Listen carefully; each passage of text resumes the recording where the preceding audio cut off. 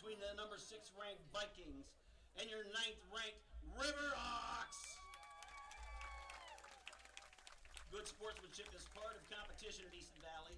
In addition to our players and coaches pursuing victory with honor, we invite all of our spectators to hold themselves to a high level of conduct by being positive role models and respected players, coaches, and officials for tonight's contest. On behalf of the student body and the administration at Easton Valley, enjoy tonight's contest.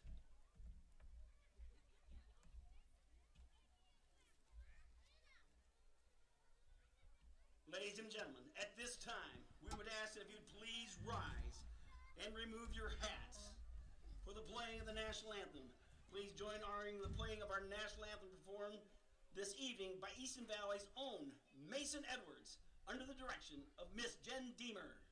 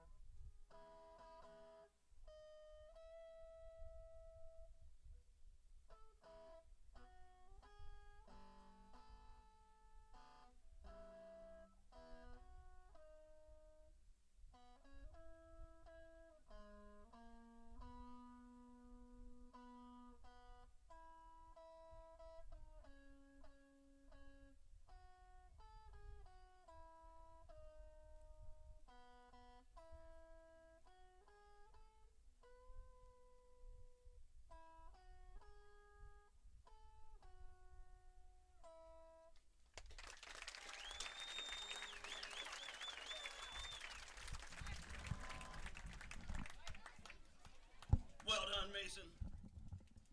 And now for the Edco Vikings. At running back number 1, Carson Ingalls. At wideout number 2, Carter Batten. At tight end number 5, Connor Balls. At wideout number 10, Christopher Lang. At quarterback number 24, Jack Stager. At O-line number 34, Keegan Stelkin. At O-line number 62, Brady Tyne. At the O-line number 88, Ben Pierschenbacher. The Vikings are coached by Alex Hanna.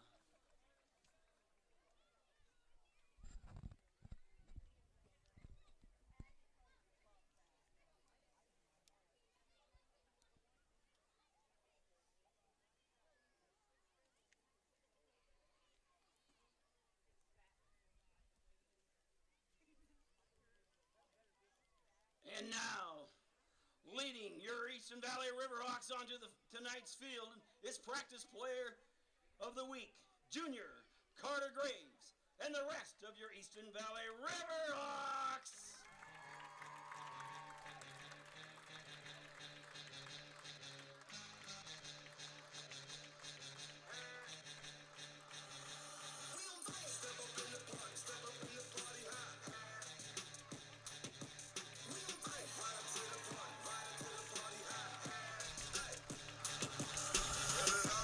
Good evening and welcome to Friday Night High School Football, provided to you by Miles Telephone Company. Hello again, everybody. I'm Mike Kelly, and welcome to Mullenhoff Field on the campus of Easton Valley High School. Glad to be with you for week 5 of this high school football season. And what a matchup we got for you tonight on homecoming night for the Riverhawks. We've got a tremendous matchup. 2 undefeated 5-0 teams. The Edco Vikings, who come in with a lofty number 6 ranking, travel to the south to play our Easton Valley Riverhawks, Both teams 5-0. Easton Valley ranked number 8 and in the latest Iowa high school football rankings. As I mentioned, I'm Mike Kelly. I'm here for the evening with you, and we look forward to this big-time high school football Class 8-man District 4, and we've been waiting for this one all week, and I'm sure Edco has as well, as the two unbeatens are ready to hook up. Another gorgeous night for football here in eastern Iowa. Hot during the day, but as soon as that sun goes down, it sure cools down. And we're going to have a really nice night for football. The field's in excellent, excellent shape. And we have no weather issues whatsoever. A little bit of a breeze out of the south, which is a side wind here at the field at Easton Valley. So no problems with the wind as far as we can see. As we mentioned, Edco comes in at 5-0, 3-0 in District 4 action. Same for Easton Valley, 5-0, 3-0 in district action as well. Last week, Easton Valley hit the road and came away with a big victory at HLV, a non-district matchup, as Easton Valley won last week by a score of 54-8. Edco, no problem with Central City last week as they beat Central City by a score of 54-0. Last time these two teams met, 1 year ago. It's actually September 6th of last year, to be exact. Edco coming away with a big win in that one by a score of 76-34. Next week, Easton Valley will hit the road again and they'll make a long trip north to Central Decatur. And Edco also on the road next week. They'll head back near this area as they'll take on the Warriors of Camas-Wheatland in action next week on week 6. Right now, we're focused on week 5. Easton Valley won the toss, deferred, so they will kick off and receive the ball to start the second half. Edco will get the ball first here in this matchup of unbeatens here tonight at Easton Valley. Keegan Lee teeing it up, quarterback and kickoff man for the Easton Valley Riverhawks. Back to Arthur has dropped deep for the Vikings. Receive for Edco is Dace Arthur, a sophomore, 5'11", 160. Lee basically kicks off. When he kicks off, we'll squib it, and we'll see if that's still the case here as we are ready to roll from Easton Valley. Another squib kick off the hands of Arthur. He picks it up. Now he finds a little crease, and he's got some room. He's heading up the left sideline, crosses midfield, cuts back to the middle, and all the way down to the Easton Valley 20-yard line. Easton Valley had a little trouble last week in that blowout, covering a few kicks, and that's a dangerous weapon in 8-man football, and he returned that about 45 yards on the return as they're going to mark it at the, we'll call it the 28-yard line of Easton Valley. So excellent field position on the plus side of the field for the Vikings. And the Easton Valley defense got to buckle down right away. Two wide out, split to the right side. Quarterback in the shotgun. Now he goes in motion and back to pass. Edco, they're looking deep. He's got time. Now he scrambles, and he's got room down the right side. He's got a lane all the way. He's going to go into the end zone and score on the first play from scrimmage. No flags, so it's a touchdown Vikings, as he couldn't find an open receiver, but a big opening down the right side of the field. He took advantage of it, and it's a touchdown for Jack Steger, the sophomore quarterback, on the run. So Edco on the board first early in this one, just 15 seconds into the contest. And they'll go for 2 on the extra point. They'll send 2 wideouts to the right, 2 to the left. Shotgun for Steger. Obviously a good runner, and they do like to run the football. Steger's going to keep it, try the right side. He gets a big push from the offensive line, no problem there. And it's a touchdown for Steger and the Vikings. And it's 8-0, just like that, as the Vikings waste little time in getting 8 points on the board. And the Riverhawks find themselves in a hole 15 seconds into the contest. We'll keep it here after a quick score by the Vikings. So Easton Valley will go on offense for the first time this evening. And that's not the way you want to start a big game like this, is to give up a big kick return and then have the quarterback run 28 yards from the first play from scrimmage and score rather easily, actually, down that right side. Back to return this kickoff for Easton Valley is Wyatt Sullivan and Callan Messridge. Kicking, Jaden Miller, sophomore, the kicker for the Vikings. He tees it up. And we'll see what kind of luck the Easton Valley Riverhawks can have on their first possession. Two highly ranked teams, both with perfect records for the Vikings overall and in conference play. And there's the kick. Two is a squib kick and takes kind of a funny roll. Picked up by Ritchie. He's going to try the left side. He's got some speed. He breaks it to the outside, and he's drugged down before he gets to midfield, about the 35-yard line. So pretty good field position for the Riverhawks. They'll start their first drive, 1st and 10 from the 35-yard line. That kick had some English on it. It was a kind of a knuckleball rolling down the field, so nice job by Ritchie to not only pick it up, but pick it up cleanly and make a nice run out of it as well. Tight formation to start this drive for the Riverhawks. Feddersen in the eye. And there is the handoff to Feddersen. He's got a little hole over the left side. Nice gain of 5 on the first down carry. Feddersen on the carry. Maybe they'll even, we'll give him 5 on the play. So it's a 2nd down and 5. Ball right at midfield, 40-yard line. Feddersen, the primary running back in the Riverhawks offense. This time they go empty backfield with Lee in the shotgun. He's got Feddersen and Messridge flanked to his left.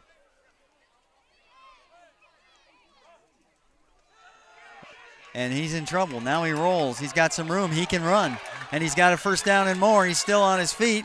And he's finally brought down from behind, but not before a nice run of about 15 yards by Lee.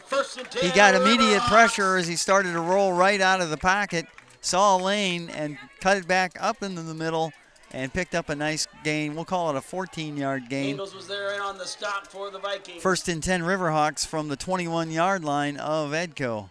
Lee is a dangerous weapon. Both these quarterbacks tonight can not only throw, but they can both run as well. Both are the leading rushers for their respective teams.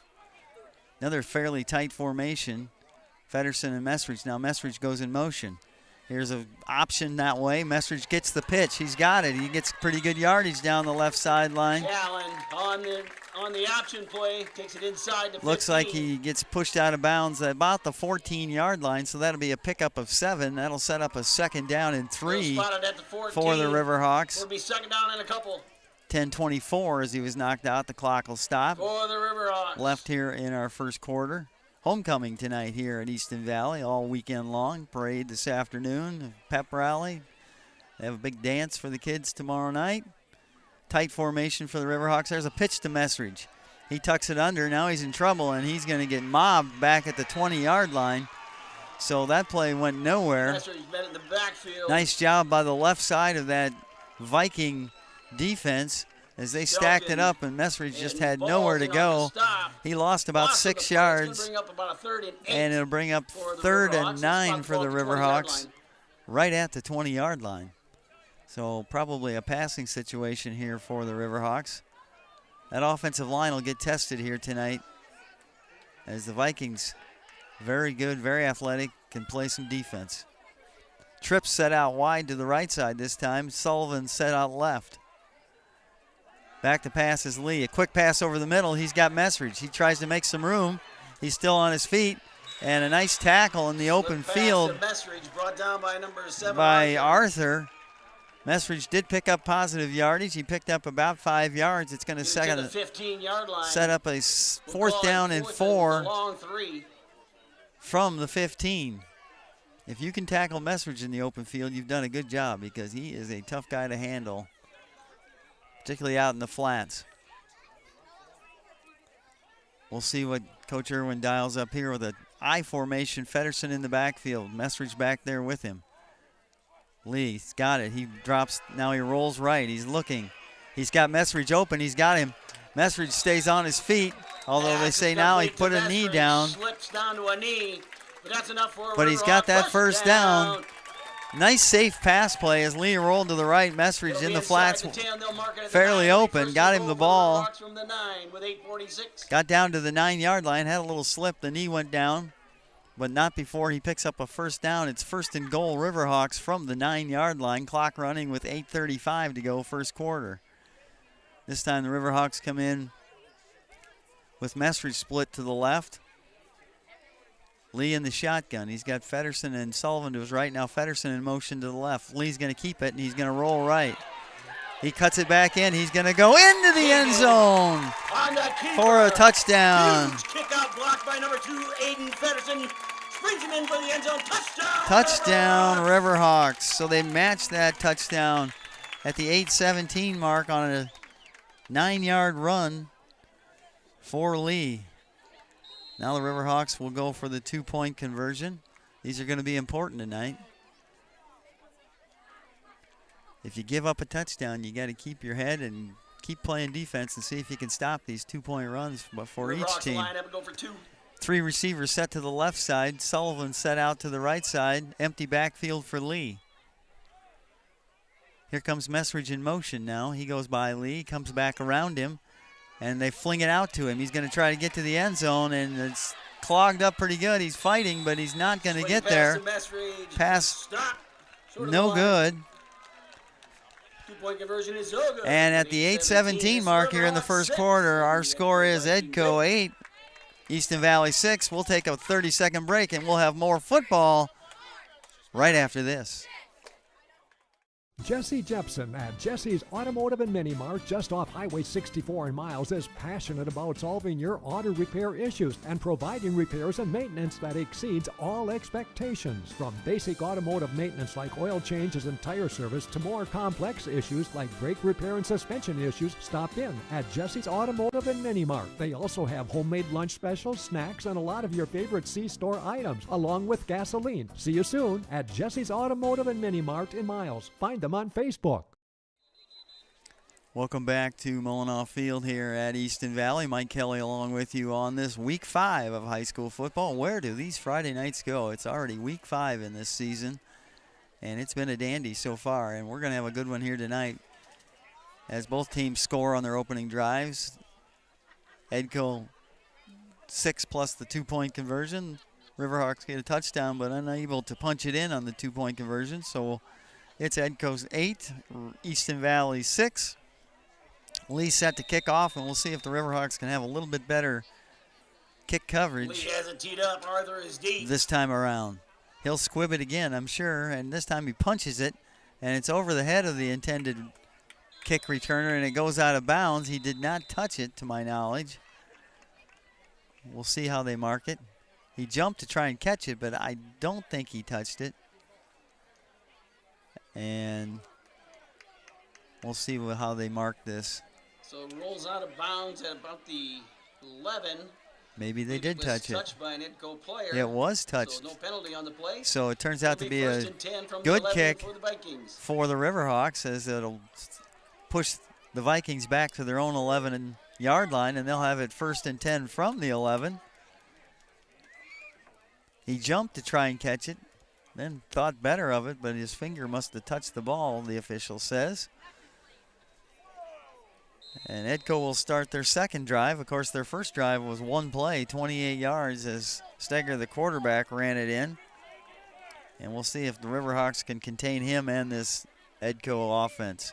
2 receivers set right, 2 set to the left, empty backfield for Steger. He's back to throw. He looks, now he zips one across the middle. An excellent coverage by Isaac Feller, as the intended receiver Lang got drilled by Feller right when the football got there.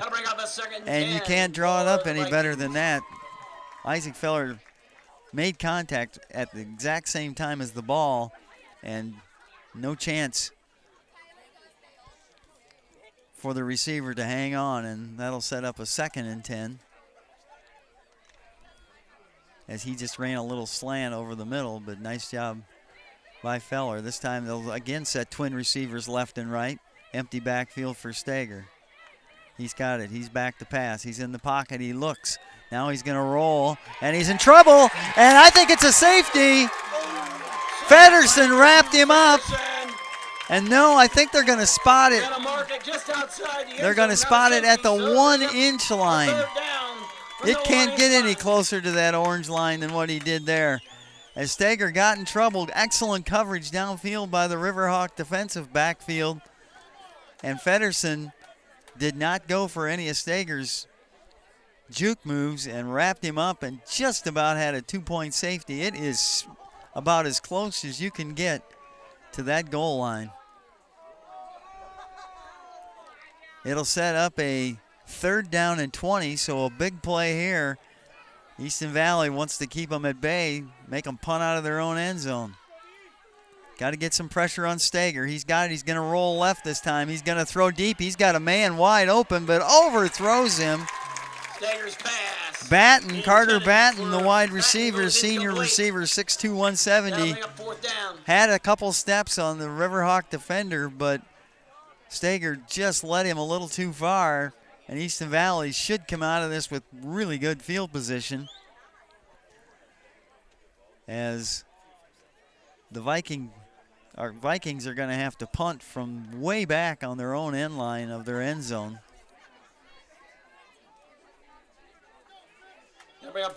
Back to do the punting is Jaden Miller for the Vikings.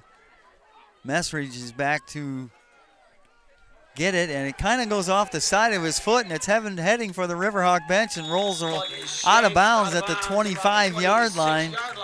So excellent starting position for the Riverhawks. We'll keep it here this time as the Riverhawks will go 1st and 10 already in Viking territory at the 25-yard line. So good defense.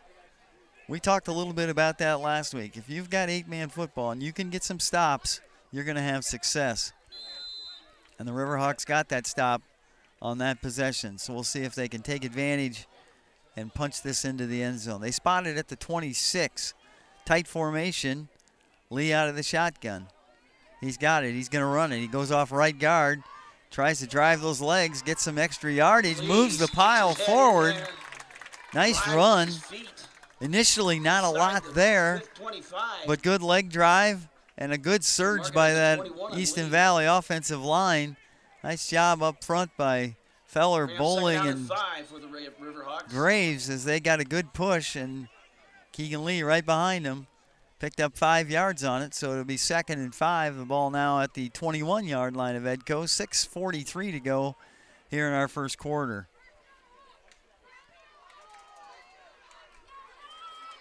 Again, Easton Valley's going to work out of a tight formation with Feddersen the eye back. And he fumbles the snap, and Graves alertly falls on it.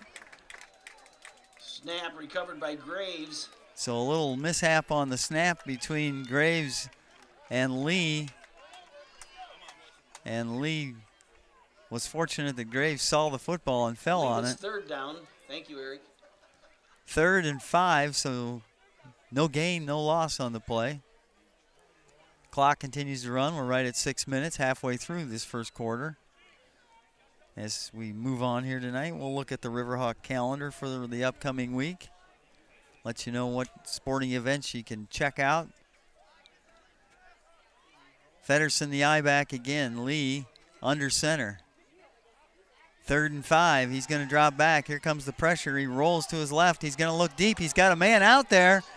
And they had 2 or 3 guys out there, actually. Incomplete. It was, I believe it was intended for Cameron Wilson, but Messridge was in the neighborhood, and so was Ritchie. So I'm not sure if somebody maybe ran a miss route with 3 guys all in the same area as the ball, but it's going to be a 4th down and 5 now for the Riverhawks. Early on that play, he did have Wilson open, but good recovery by the Edco defense. 3 receivers split wide to the left this time. Wilson up wide to the right. Back to pass is Lee, and he's in trouble, and he is grabbed, and he is downed. They brought the blitz, and they got to him immediately. And it's a sack and a loss, and the ball will go over on downs to Edco at the 27-yard line. Their own 27-yard line. Lee just didn't have a chance that time. As soon as he dropped back to pass, he was covered up immediately by that defense of the Vikings. Edco football, 5.5 to go first quarter. 2 receivers left, 2 to the right. Stager is back to pass again. This time he steps up in the pocket. He's got some room again. He's got a man wide open, and it's caught down the right sideline and all the way to the end zone goes Batten, and it's another Edco touchdown here in the first quarter at the 5:21 mark. 63 yards. No, I'll take that back. 53 yards on the play. So another wide open receiver. That wide receiver, Batten, has been open a couple different times. They'll go for 2 again, will the Vikings. They got a receiver out to the right. A couple tight ends to the left. Batten's got it. He's going to run it this time, and he takes the left side and scampers in. Stager on the run. And with 5:21 to go here first quarter, our score, Edco 16, Riverhawks 6. We'll be right back. You can hear more Easton Valley football. Do you have several devices using your internet at one time? Do you like to stream movies or sporting events using a laptop computer, smart TV, or other device? If yes, then contact Miles Telephone in Miles for high-speed fiber to the home internet for the internet service that's right for you. Other services provided are phone with unlimited long distance, Skitter TV, Secure IT antivirus protection, and Lorix security camera systems. Miles Telephone in Miles, phone 563-682-7111, online at milestelephone.com. Mike Kelly back with you here at Mullinoff Field at Easton Valley, and Edco now up 16-6 after that long 53-yard pass play. Stager to Batten. Riverhawks will get the football back. Homecoming here this weekend at Easton Valley. Keegan Lee, the fine quarterback for Easton Valley. The King, Riley Gillen, the Queen this year for the royalty of 2025 homecoming. Teeing the football up for the Vikings is Jaden Miller, the sophomore. He too squibbed his last kick, so that's kind of the way both these teams are going with it, the way it looks. We'll see, maybe this time he'll try and kick it deep. Balls has it teed up. Messridge and Sullivan are back again for Easton Valley. You got to be ready to grab these squib kicks. It is a squib kick. Takes a huge hop right into the arms of Messridge. He tries to find, or Sullivan, he tries to find some room, nothing doing, as he got to about the 25-yard line and got stacked up right there. Yard line, we'll call it about the 24. So that's where the Riverhawks will take over first and 10 from their own 25-yard line.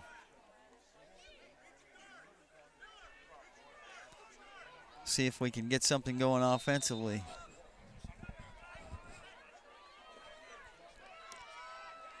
Shotgun for Lee. He's flanked by 2 in the backfield. Looks like that's Messridge that got the ball. He's stacked up after a short gain. Maybe got a couple.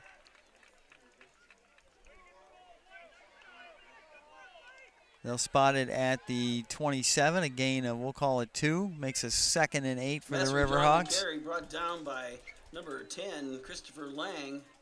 Gain of a couple on the play, bring up 2nd down and 8 for the Riverhawks. So this Viking defense kind of flexing their muscle here the last couple possessions. Tighter formation this time for the Riverhawks. Coming back in motion is Feddersen. He gets the handoff, not much again. Maybe gets back to the line of scrimmage. So the Riverhawks trying to run the football here early in this game, and so far Edco matching them defensively. Lee will run over, grab the play from That'll bring up third down Easton and Valley 7. staff. Call a gain of 1. They do give him maybe a half a yard on that play. We'll call it 3rd and 7. This time trip receivers for the Riverhawks set out to the left side. Wilson tight end on the right side. Out of the shotgun is Lee. He's got it. He looks back. Now here comes pressure again, and he's swallowed up again. Keegan is smothered under 4-man the rush backfield, that leading the time charge is number for the Vikings, and they gobbled up Lee on 34. another quarterback Keegan sack. Stelkin of the And it's Vikings. probably a punting Loss of the situation plays here will make it for 4th down and the about 12 Riverhawks. for the Riverhawks. So they're bringing heat. They've got the 3 down linemen, but they're usually sending a linebacker. And they're getting into that Riverhawk backfield, not giving Lee a chance to scan things downfield. This time he's in what looks like a punt formation.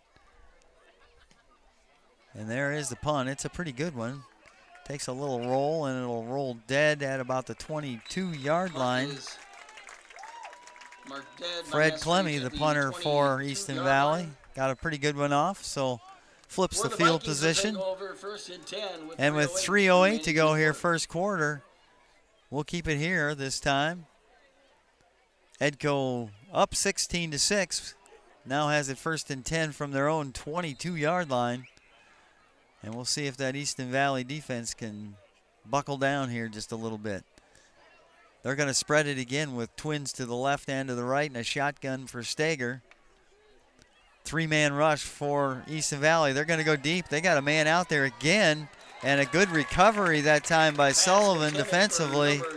It was intended for Lang, the senior 6-foot wide receiver. Sullivan knocks the ball He had away. a step or two on Way up Sullivan, but a 2nd. really nice recovery by Sullivan on the late part of that throw to get a hand up there to bother Lang and knock it away. So Sullivan came back limping just slightly back to the huddle.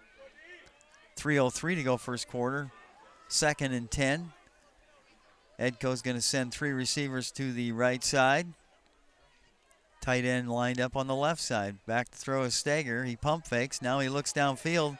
He's going to try and run. And there's a nice job defensively by Sullivan again, Pass intended as the pass for was Ingalls, intended backed away by for Sullivan to Ingalls. bring up And 3rd again, a and 10. nice job by an Easton Valley defensive back as Sullivan made contact with Ingalls right when the ball got there and jarred it loose.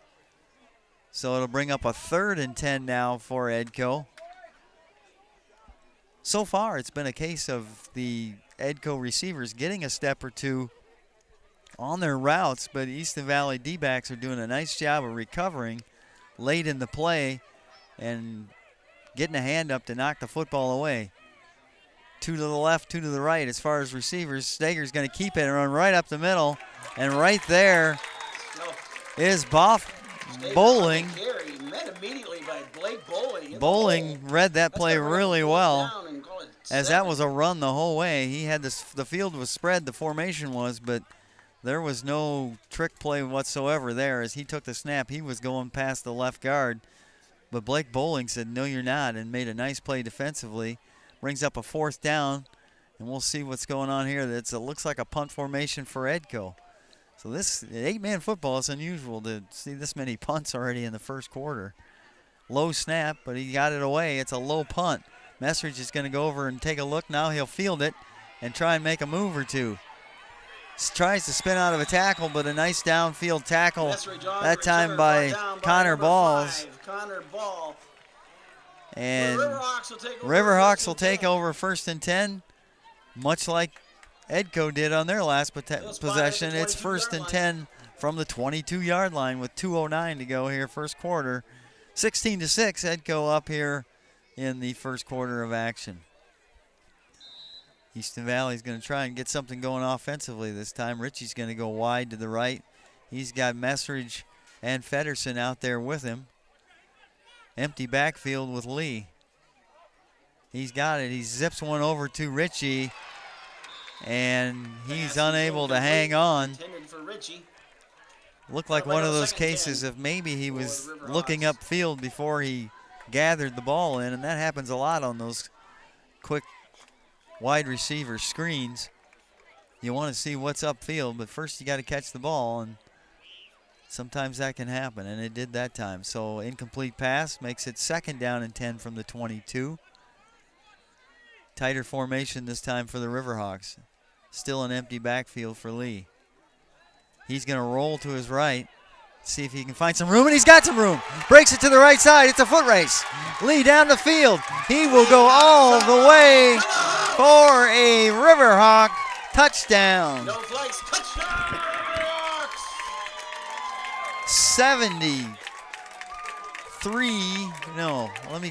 63 yards for Lee on the run. And they've had some success early with that one. And he just outran the Viking defense. He is sneaky fast, as we like to say. And he really scooted down that right sideline, right down in front of the Edco bench. Now the Riverhawks will go for 2 with a tight formation. Lee with it. Now he's going to pitch it to Feddersen. He's going to try and go around that left side, but he is stuffed and ran out of bounds. So no good on the run. And with 1:57 to go in quarter one, our score, Edco 16, Easton Valley 12. We'll be back with more high school football right after this timeout.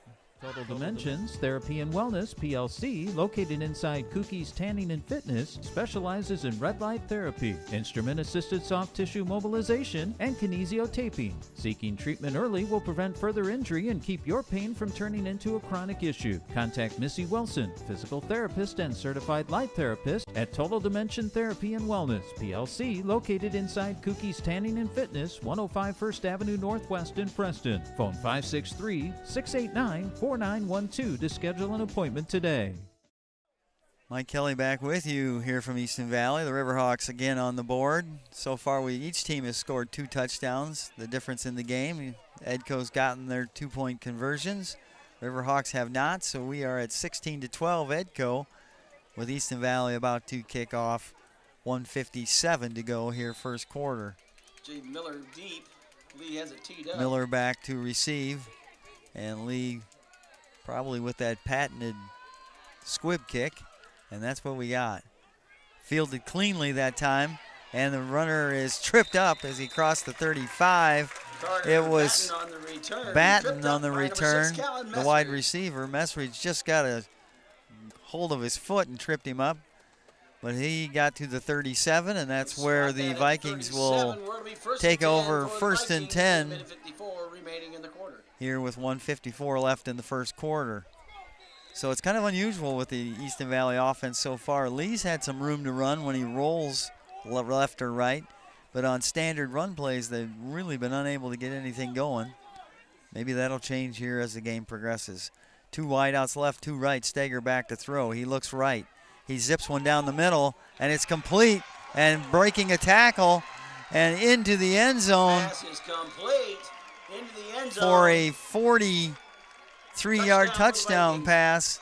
It's Lang, the wide receiver, and he is 43 yards downfield into the end zone. And again, a quick strike by that Viking offense.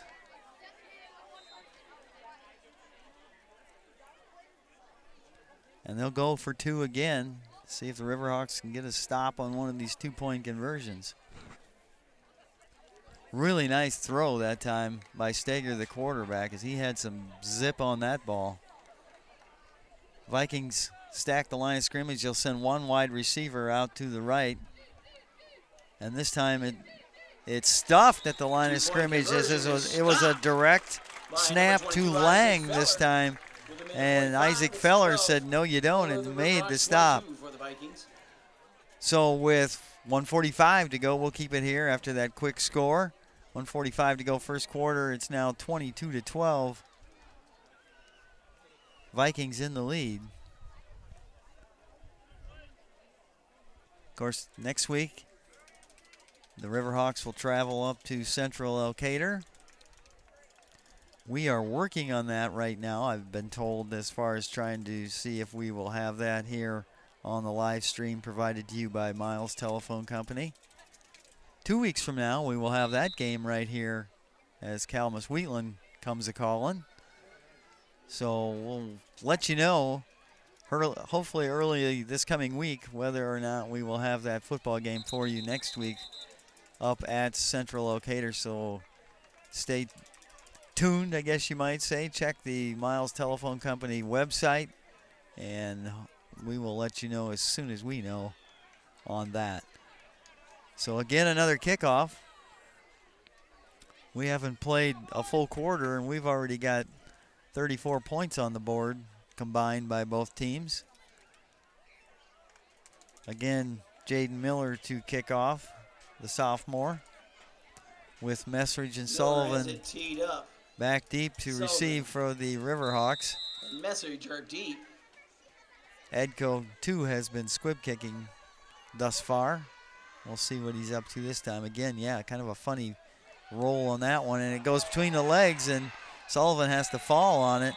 It's tough to pick those up sometimes, and especially when your momentum's going forward. Inside the 15, they'll call it about the Sullivan able to fall on it, but first and 10 not the greatest field position for the Riverhawks, as they'll start 1st and 10 from their own 13-yard line here with 1:44 to go first quarter. A lot of offense here thus far. We've had a couple stops defensively. Riverhawks tighter formation. Lee out of the shotgun. He's got it. He looks down the field. Here comes the pressure again. Now he rolls right. Just as he was releasing the football, he got hit from behind. And the ball just kind of flailed away from him, but it's an incomplete pass. He was about to get rid of it, and the pressure got to him. Again, they were sending 4 guys, so the Riverhawk blocking schemes have got to somehow make an adjustment and be able to pick up that blitzing linebacker. They've got 3 down linemen that bring it, 2 DNs and a nose guard. And they've got 2 linebackers behind them, and that's who there's one of those is coming each time. This time they've got 3 down linemen and a DN on the right side. And it's a swing pass out to the left side to Pedersen. A flag flies this time. And he's brought down after a short gain. We'll see what the flag is. Number 3, Jaden Miller. Ball's going to get spotted at about the 13-yard line. Illegal block in the back against the Riverhawks. So that'll move them back.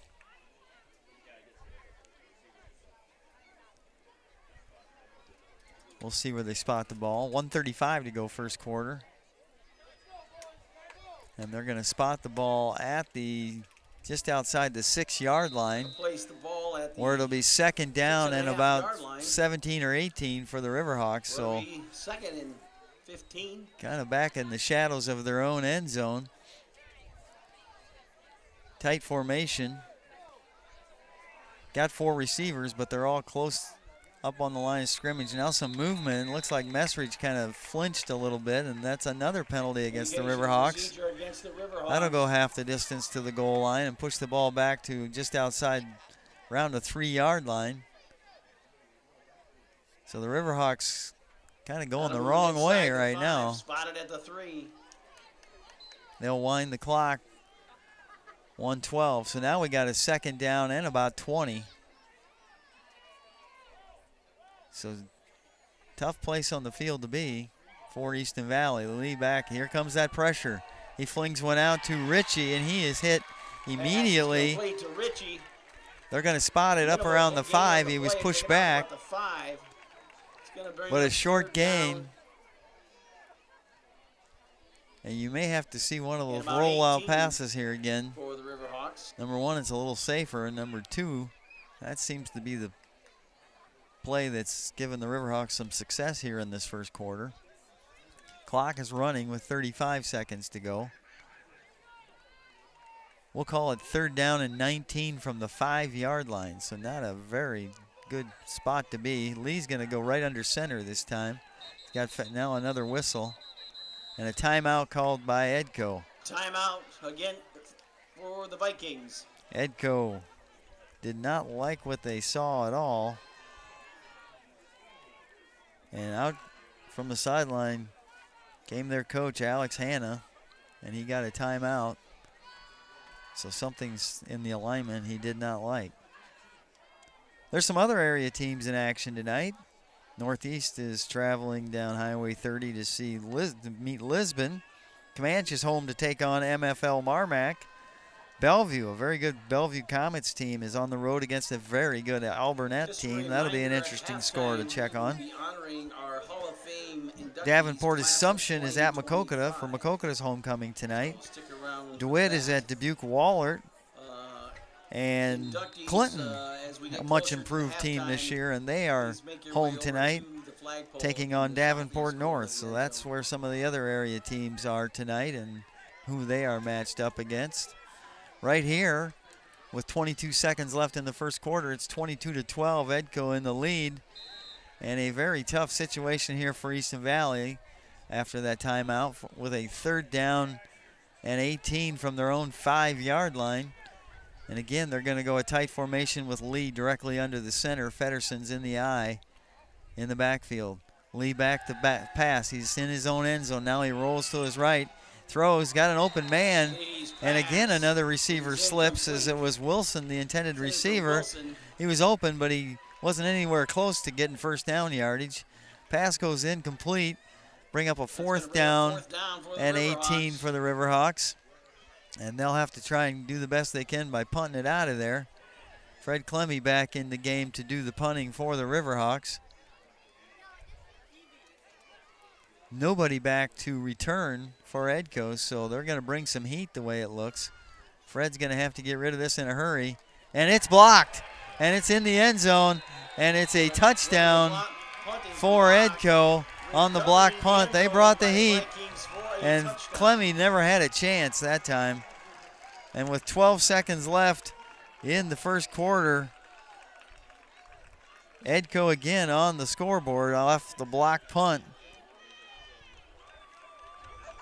And it's all Edco here in the second half of this first quarter as they now lead 28-12. And the Riverhawks are going to have to buckle in here. They are kind of struggling here later in the later stages of this first quarter. One wide receiver set out to the left. Stager in the shotgun. He's going to try and run to his right. He's met and he's into the end zone for the 2-point run. Into the end zone and another 2-pointer with 12 seconds remaining for Edco. For and that makes it 30-12 as Edco leads here late in this first quarter. Started innocently enough as Edco scored on their first play from scrimmage to make it 8-0, but the Riverhawks answered that about 3 minutes later as they had a 9-yard run by Keegan Lee. Extra point was no good, made it 8-6. 53-yard pass to Batten and another 2-point run for Stager made it 16-6. Then it was a 63-yard run for Keegan Lee. Again, no 2-point conversion, and it made it 16-12. Then quickly again, in one play, a 43-yard pass from Stager to Lang. Again, another touchdown. This time the extra point was no good. That made it 22-12, Edco. And now the blocked punt. And Stager on the run on the extra point makes it 30-12. That whole possession for Easton Valley just didn't have a good feel about it. They just looked a little out of sync offensively. And when you line up on the 5-yard line for a 4th and 18 punt, not a good situation, and it was not a good situation or result for Easton Valley. Back to kick again is Jaden Miller. This time he punches one. It's caught in the air. And a big hit that time as Sullivan got hit hard at the 30-yard line. And the young freshman gets up. He seems to be okay. Hoffman on the hit for Edco. Riverhawks ball, 1st and 10, spotted at the 30-yard line. And they are definitely Make that the 31. kicking away from Messridge on those kickoffs, as they're looking up to see where he's at and going the opposite direction. So good scouting there by Edco. So 9 seconds to go first quarter, Lee in the shotgun. And he's going to run it. He gets by the initial wave, and he's out near a first down as they are bringing heat early and often.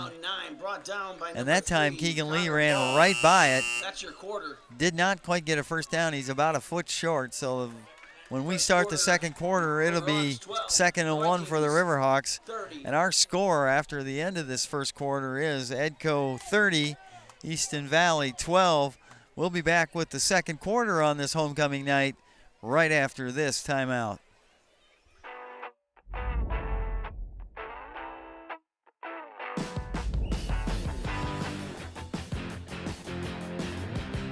Second down.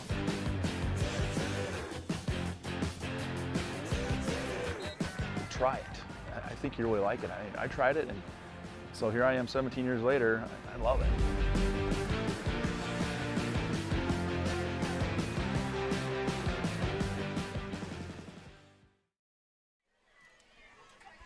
Welcome back to Easton Valley Riverhawk football. Mike Kelly along with you here tonight on homecoming for the Riverhawks.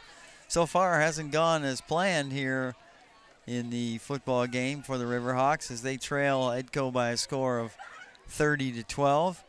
Easton Valley will have the football to start the second quarter. 2nd down and 1 with the ball right at midfield, the 40-yard line. It'll be 2nd down and 1 And for the Riverhawks. don't kid Ball yourselves, spotted this is right a at the very, midfield very stripe. good Edco Viking football team. All the rankings and accolades they've gotten are well deserved. But they are for the Riverhawks as well. And there's a handoff to Feddersen. Not much room, but he's got enough for the first down as he breaks a couple tackles. Wiggles his way over the left side. And he's got a pickup of about 6, maybe 7 yards. And that's one of the few standard run plays that's worked well. It'll be 1st and 10 Riverhawks. They are bringing a lot of pressure, and again, Feddersen kind of ran by some of it. 1st and 10 from the 34-yard line for Easton Valley. Lee's got it, hands it again to Feddersen. He's going to try the left side, and he's gobbled up after a short gain. Gain of a yard for Feddersen. Brought down by number 10. Bring a 2nd down and 9. Lang on the tackle Bring up 2nd down and 8 for Edco. for the Riverhawks. Edco seems to have some good athletes. They're not overly big. They got some pretty good sized guys, but not the biggest 8-man football team you'll ever have seen. Tight formation for the Riverhawks on this 2nd and 9. Feddersen right to the right of Lee out of the shotgun. Lee's going to take it. He's going to keep it. Lunges forward. Keeps the leg drive going. Not much Lee there. on the carry. Maybe got another yard or 2. Depending upon the spot. They're going to spot it at the 32. Ball there initially And it'll be a 3rd down and 7. Gain of 1. So again, Edco doing a nice job on the run game of Easton Valley. Clock continues to run with 10:25 to go here before halftime. So what I would call a pretty important 3rd and 7. You don't want this thing to get away from you here. Riverhawks in need of a first down. They'll send 2 receivers to the left. Messridge split wide to the right. Feddersen in the backfield. He's going to stay in to help block, but Lee's in trouble, and he is drugged down, and a loss of about 8 more yards. And the heat is coming by Edco, and Easton Valley right now does not have an answer for it. Bring up 4th and 16 for the Riverhawks with the ball at the other side of the midfield. We just talked about their size. They're not that big. They're average, you might say, but they have a lot of quickness on that front 3 and 4 rushers. And right now they're giving Easton Valley all kinds of trouble. Back to punt again is Clemmy. Gets off a nice punt. Nobody back to retrieve it. Easton Valley needs to flag it down before it gets to the end zone, and they do. Nice play by Messridge. A beautiful punt by Fred Clemmy. And the ball is down inside the 1 yard line. So you couldn't draw it up any better than that. Nobody back to retrieve the punt for Edco. Fred got it away. And Messridge did a good job to track it down and get it down inside the 1. So let's see if Easton Valley can take advantage of that nice special teams punt by Fred Clemmy and get that football back in good field position. Edco's going to spread the field. 2 receivers left, 2 to the right, an empty backfield for Stager. Now here comes one of the receivers in motion. Stager's going to keep it. He tries the left side, and he's stuffed up pretty good. Looked like Feddersen closed that gap in a hurry, and he did. Maybe a gain of about a yard on the play as they mark it at about the 1.5 yard line. We'll give them 1 on the play, bring up second down and 9 for the Vikings. Stager simply tried to keep the football and move a little bit to the left of center, and Feddersen did a nice job from his defensive end position and closed that gap down. Long huddle this time by the Vikings. They're going to send 2 receivers left side, 2 to the right. Empty backfield for Stager. He turns around and asks the official a question. Play clock running down, according to the back judge. His hand is up. Back to throw is Stager. He's going to throw deep. He's got a man out there, and he again overthrows his intended receiver, Carter Batten. Coverage by Messridge out there. Batten had his step, but Stager a little too much gas on that one, and it got, as Batten couldn't catch up to it, got over his head. It brings up a big-time 3rd down here for this Riverhawk defense. Clock stops with 8:27 to go before halftime. Again, 2 receivers left, 2 to the right. One of those set out to the left is Batten, who's had a big first half. Stager, empty backfield. He looks to throw. He rolls to his right. Here comes the pressure, and it's got to be a safety. Got it. We'll see what they mark it. There's a penalty marker, and there's a flag. It was an illegal forward pat. It was grounding, and a penalty in the end zone results in a safety for Easton Valley. And boy, that defense needed that.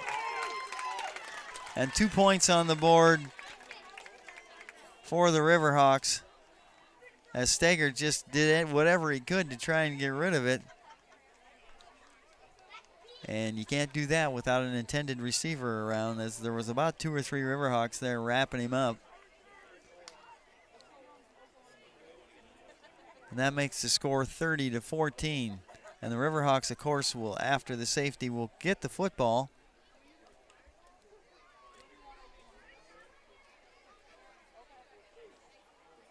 Let's take a look while we got a minute or so here. And a couple items happening this week on the Riverhawk calendar. Monday, cross country, the cross country team near and dear to my heart, of course. We are traveling up to Bellevue Golf Course, where the Marquette Defenders will host a meet up there. I think there's 13 schools there. If you want to go to a neat meet, that is a beautiful up there on that Bellevue Golf Course, especially this time of year. And that starts, I believe, at 4:15. So that's Monday, cross country at Marquette. Should be a free kick from about the 15, I believe. We'll get back to more calendar items here when we get some time, as Miller is going to tee it up from the 15. So the Riverhawks should get pretty good field position out of this. Jaden Miller has it teed up. Sullivan and Messridge are deep. Sullivan and Messridge both standing on their 30-yard line. Then we'll see if they kick it away from Messridge again. And no, he's going to get it this time. Pretty good kick. He takes it at the 23. Here he comes. He's got some room up the right side. Cuts it right back up the middle, crosses midfield, and is brought down at the 38-yard line of the Vikings. So it is pretty good field position for Easton Valley with 8:16 to go second to all quarter. Hall of Fame inductees, please find your way to the southeast end zone by the flagpole with a couple of minutes left to go in the half. 3 receivers set up to the left side. Now Lee is switching them over to the right side. Feddersen, Ritchie, and Messridge. We'll wait and see what they do here with the pass rush. They're going to send 4 again. And it's Lee, and he breaks in line of scrimmage. He's got room, and it's a foot race. And Keegan Lee is inside the 10-yard line. Running out of his tackles, brings it down inside the 10. Brought down by number 3, Jaden Miller. And Miller's touchdown-saving tackle. There's a Riverhawk down on the field at about the 30-yard line. I don't see a number yet, but we'll keep an eye out.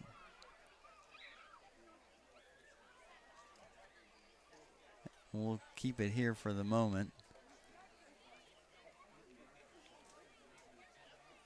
And Coach Irwin out there. I'm not sure who it is. I haven't gotten, he's on his back out there.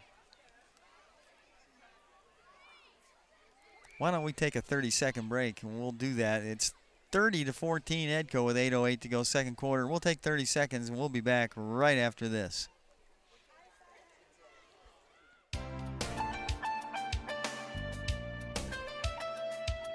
Ole's Garage Convenience and Service of Preston has so many different ways to serve you. Stop for gas, a cup of coffee, bottle of pop, all your favorite C-store items, and a quality automotive repair shop that features diagnostics, tune-ups, brakes, oil changes, tires, tire repair, and much more. Ole's Garage Convenience and Service, easy to find on Highway 64 in Preston.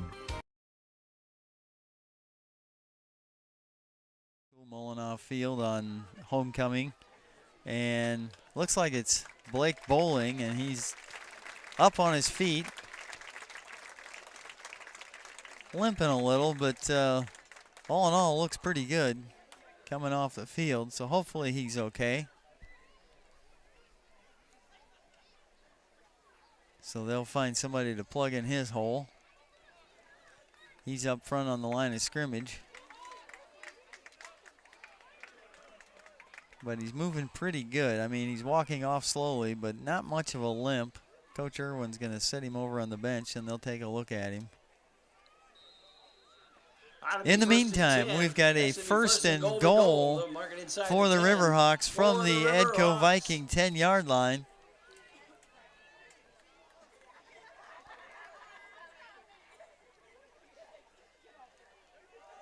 And there's a run over the left side again by Lee.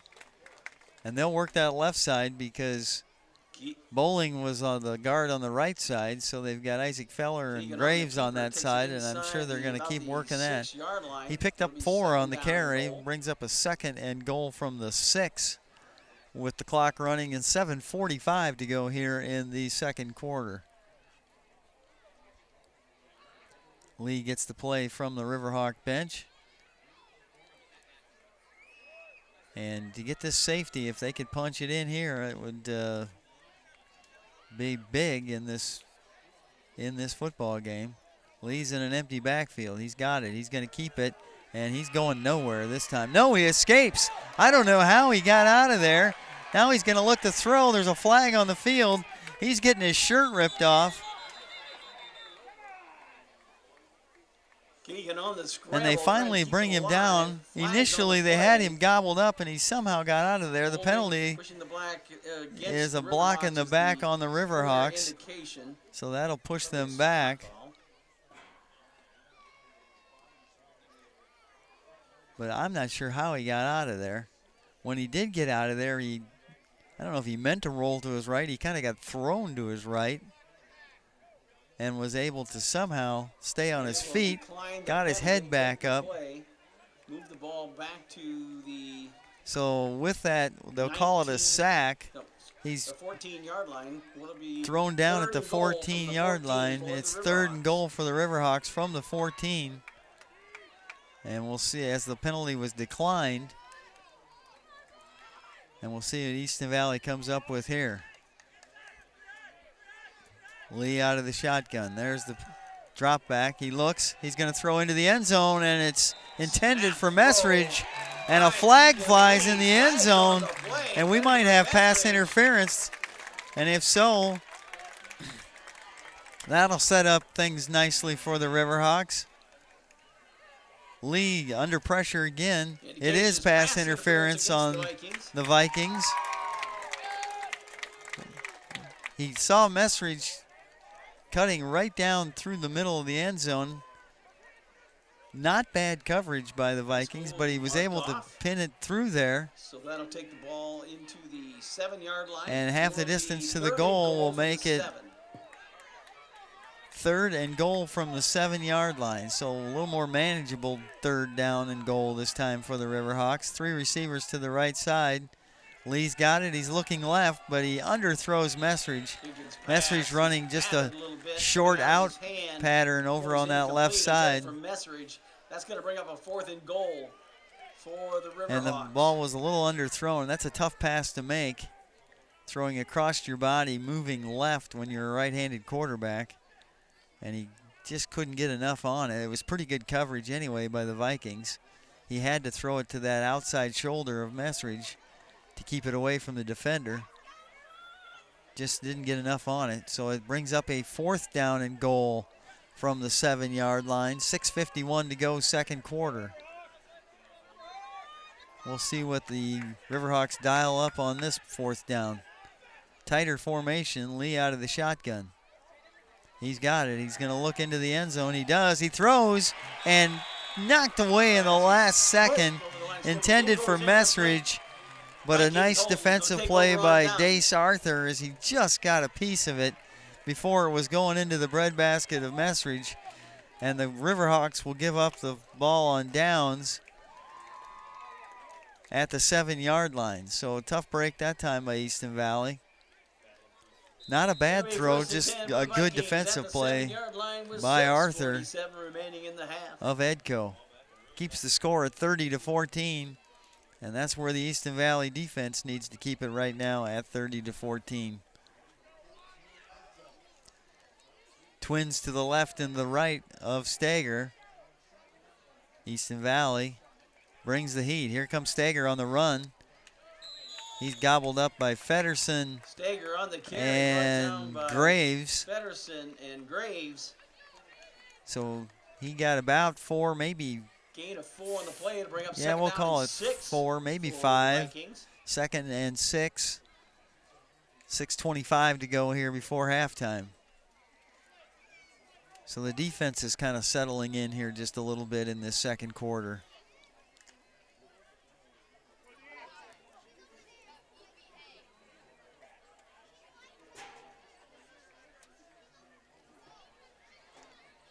Four receivers again. Stager looking to throw. Here comes Ritchie, and it's completed out into the right flats, and it's going to be enough for a 1st down as it was completed to Lang again.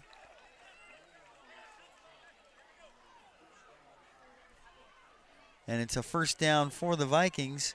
Ball at the 23-yard line. We'll mark that at the 23-yard line with 5:50 remaining in the half. Stager pretty good on his feet. Not a big guy at all as a quarterback, but got quick feet.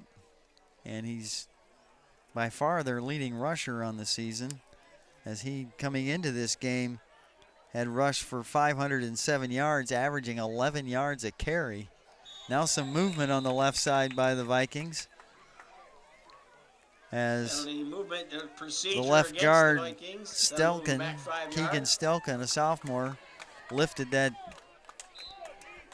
right hand, his down hand, and got called for legal procedure, so that'll back him up 5. It'll bring up a 1st down and 15.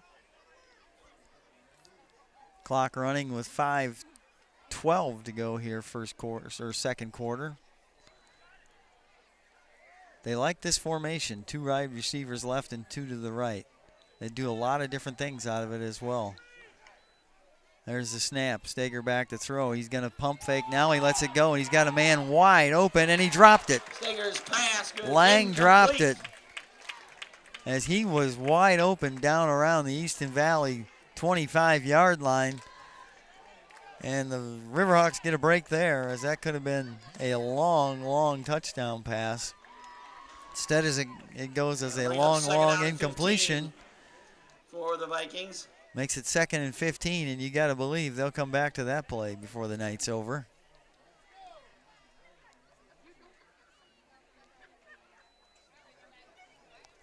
Clock stopped on the incompletion with 4:55 here in the second quarter. Again, 2 receivers left, 2 to the right.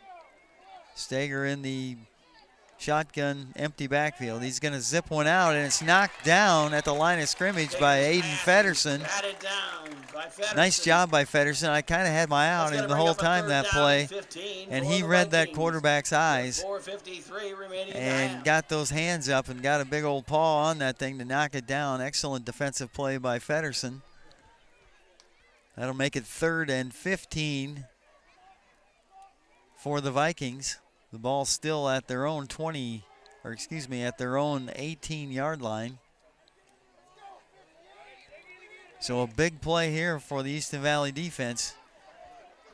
If they can force a punt, they'll get pretty good field position out of this. Now a shift defensively as Messridge comes over.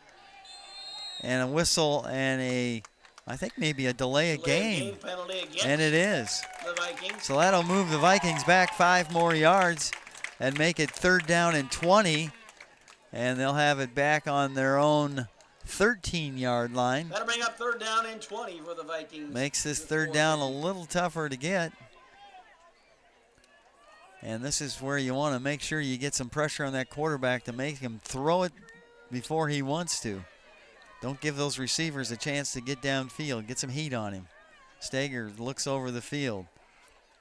Now he's got it. He looks to pass. Here comes the pressure. He runs out of it, and he's got a lot of room. He's going to try the left sideline, and he's pushed out of bounds by Messridge. And he picked up a big gain, but he's going to be about 3 yards short of that first down. Easton Valley got good pressure, but this guy can run. And he stepped up in the pocket, found some room on the left side. Good hustle by Messridge to get him out of bounds before he got to first down yardage. And we'll see what they're going to do here. This is interesting stuff here. 4th down and 3 from their own 30, and they are going for it. This is a huge play for that Easton Valley defense. No, maybe they're just going to try and draw them off sides. Now in motion goes Engels.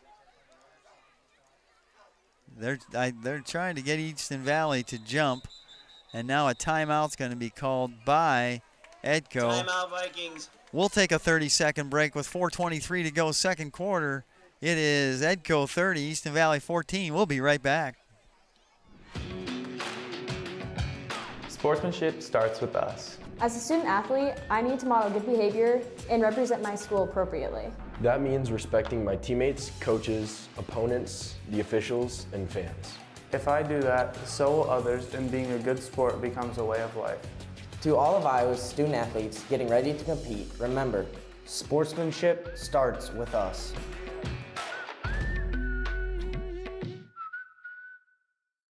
All right, a big situation here as we get into the later stages of this first half. It is 4th down and 3 for Edco from their own 30. They tried to draw Easton Valley offsides, use the timeout. Now it'll be interesting to see if they do indeed intend to go for it on this 4th and 3 from their deep in their own territory, or if they will punt it away. And it sure looks like they're going to go for it. I don't see any punt formation. They're stacking the right side right now with one receiver to the left side. Stager in the backfield by himself. He's got it. He's going to try that right side, and it is going to be close. It depends upon the spot. Go by the spot, see where they put their foot down. It's close. It is close. This might call for, well, they're saying first down. First down for the Vikings. I think he got a very generous spot there, but that happens. He slipped as he made his cut to the right side. But they gave him the first down, and he couldn't have got it by much, but they didn't really even bother to measure. I would have thought maybe they would have pulled the chains out on that one, but I guess not. As it is, it's 1st and 10, Edco from their own 33-yard line. And Easton Valley's defense needs a big play here. In motion is Edco. Now back to pass to Stager. He looks downfield, and nice defense again on the pass coverage. This time it's Sullivan. Incomplete. Sullivan on the coverage. Pass was intended for Lang again, and again, Wyatt Sullivan, good timing on the hit as he made contact with Lang right when the ball got there. No complaints at all from the Edco coaching staff. They knew it was a good defensive play, and it was. 2nd down and 10 for Edco, still at the 33-yard line. Easton Valley. Isaac Feller shifting that line around a little bit as he's in that middle linebacker position. Now he drops off the line of scrimmage. Stager's got it. Here comes a 3-man rush, and he's going to run out of it. Now he throws, and it's picked off. Messridge has got it. He's got room. He's still on his feet. He needs a block. He cuts it back to the left side. He's down to the 15, the 10, and he's drugged down there. And it's a huge play for the Easton Valley defense. And a beautiful run back by Callan Messridge as he started to go right, cut her back to the left. He picked it off at about the 35-yard line and returned it all the way down to the 12 of Edco with 3:27 to go in the half. So time's still not a factor at this position on the field. But it's 1st and 10, Easton Valley from the 12-yard line of Edco. And you've got to find points somehow on this drive. In the backfield, right to the right of Lee is Messridge. Wyatt Sullivan right in front of Messridge. And it's going to be a keeper by Lee. He cuts it back to the middle, finds a little crease, drugged down near the 5, about the 6-yard line. So a nice run, nice blocking on that side by the offensive line. And about 5. Graves and Isaac Feller. Bowling still sitting over here on the bench. Patton and Lang were in on the stop for the Vikings. Not sure what his status is. Hopefully we can find something out at halftime. Clock continues to run. 2:53 to go first half. 2nd down and 4 with the ball on the 6-yard line of Edco. Messridge lines up as a wide out to the right side. Everybody else tight over here on the left side. Lee's got it. Here comes the pressure. He's got to get rid of it. And he throws it away, and nobody really in the same zip code over there. And it goes incomplete. Our officials are going to talk a little bit. And now a flag comes out. They're going to call grounding, a late call. Flag on the play.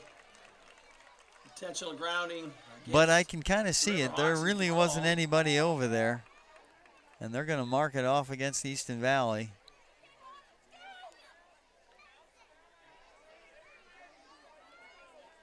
Officials timeout. We'll see where they spot this football. They're going to spot it at the 15-yard line, so it's going to be 3rd down. No, now they're moving it again. It's a spot foul, so they're going to push it way out to the 24-yard line. And it's going to be a 3rd down and about ball back to the 24. 20. 3rd down.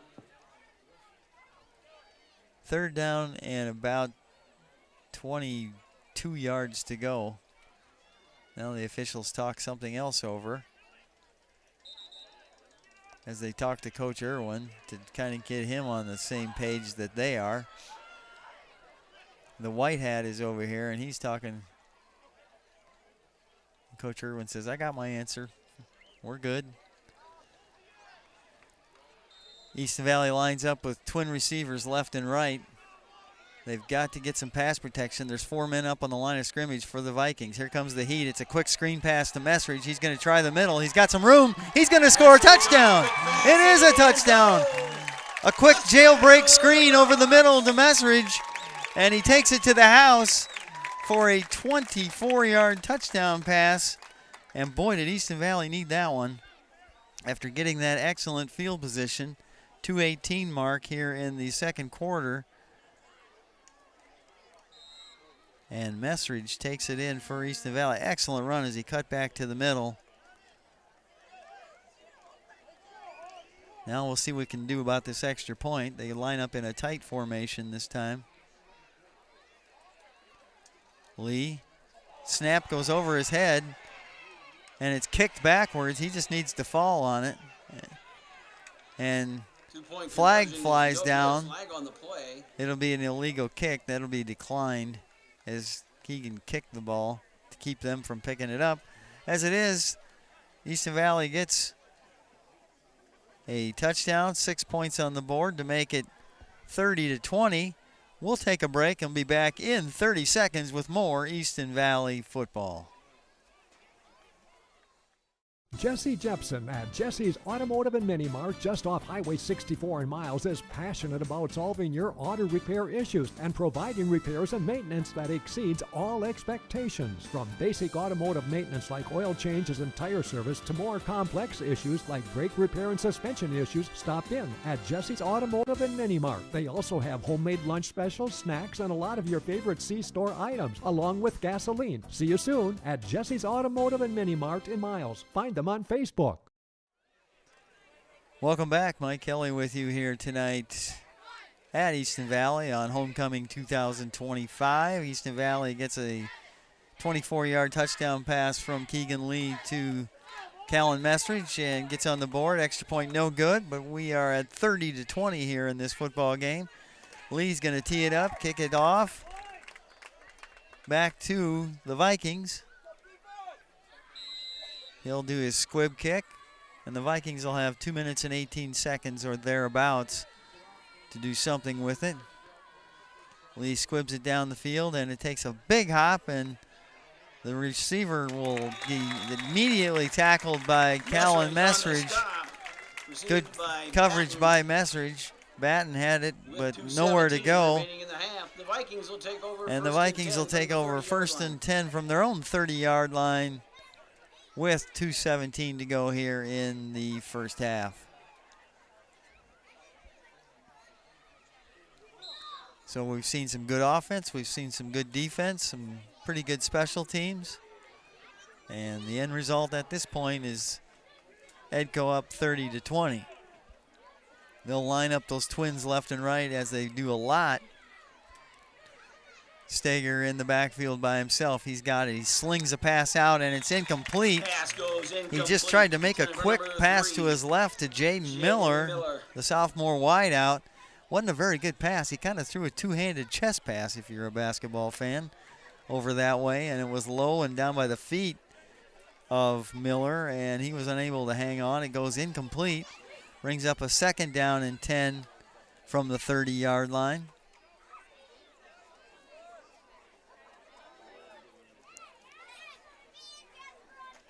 They take a lot of time in the huddle, do the Vikings. They break it down. This time they're going to send two receivers to the left side, one to the right side. Now there's a man in motion going to the left side. Low snap, Steger's got it. He's got some room on the right side. He is quick, and he's still on his feet. He is going to take it deep into Easton Valley territory before he's dropped down by Messridge at the 15, and Steger comes up hobbling out of that one. He is dangerous when he is got his head up and on his feet. And it's a first and 10 for the Vikings all the way down to the Easton Valley 15-yard line. Clock running, ticks down to 2 minutes to go here in the first half.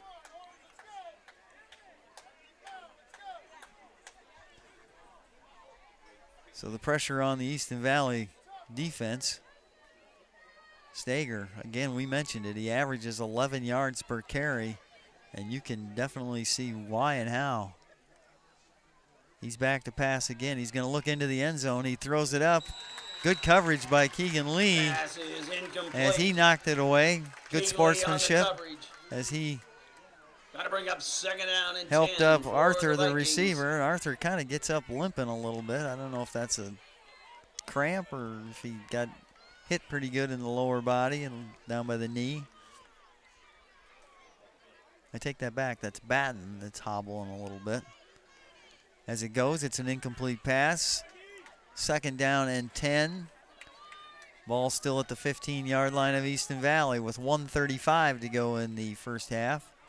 2 receivers set up to the left side, 1 back in the backfield, that being Ingalls, right behind Steger, the quarterback.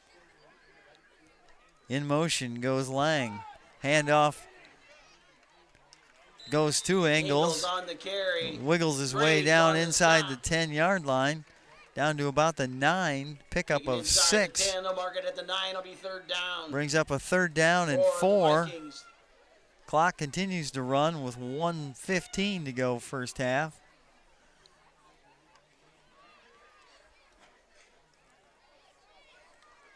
No hurry are the Vikings this deep into the Easton Valley territory.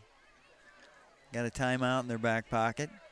They'll come up in a tight formation this time, and you got to believe Steger's going to get the ball in his hands and maybe keep it. We'll find out here shortly. He's got it. He is going to keep it. He's got room, and he is going to be dropped just inside the 5, down to about the 1-yard line. Down, but he'll be down inside the 5. They're going to mark that at the 2.5. Well, they're going to mark it at the 2.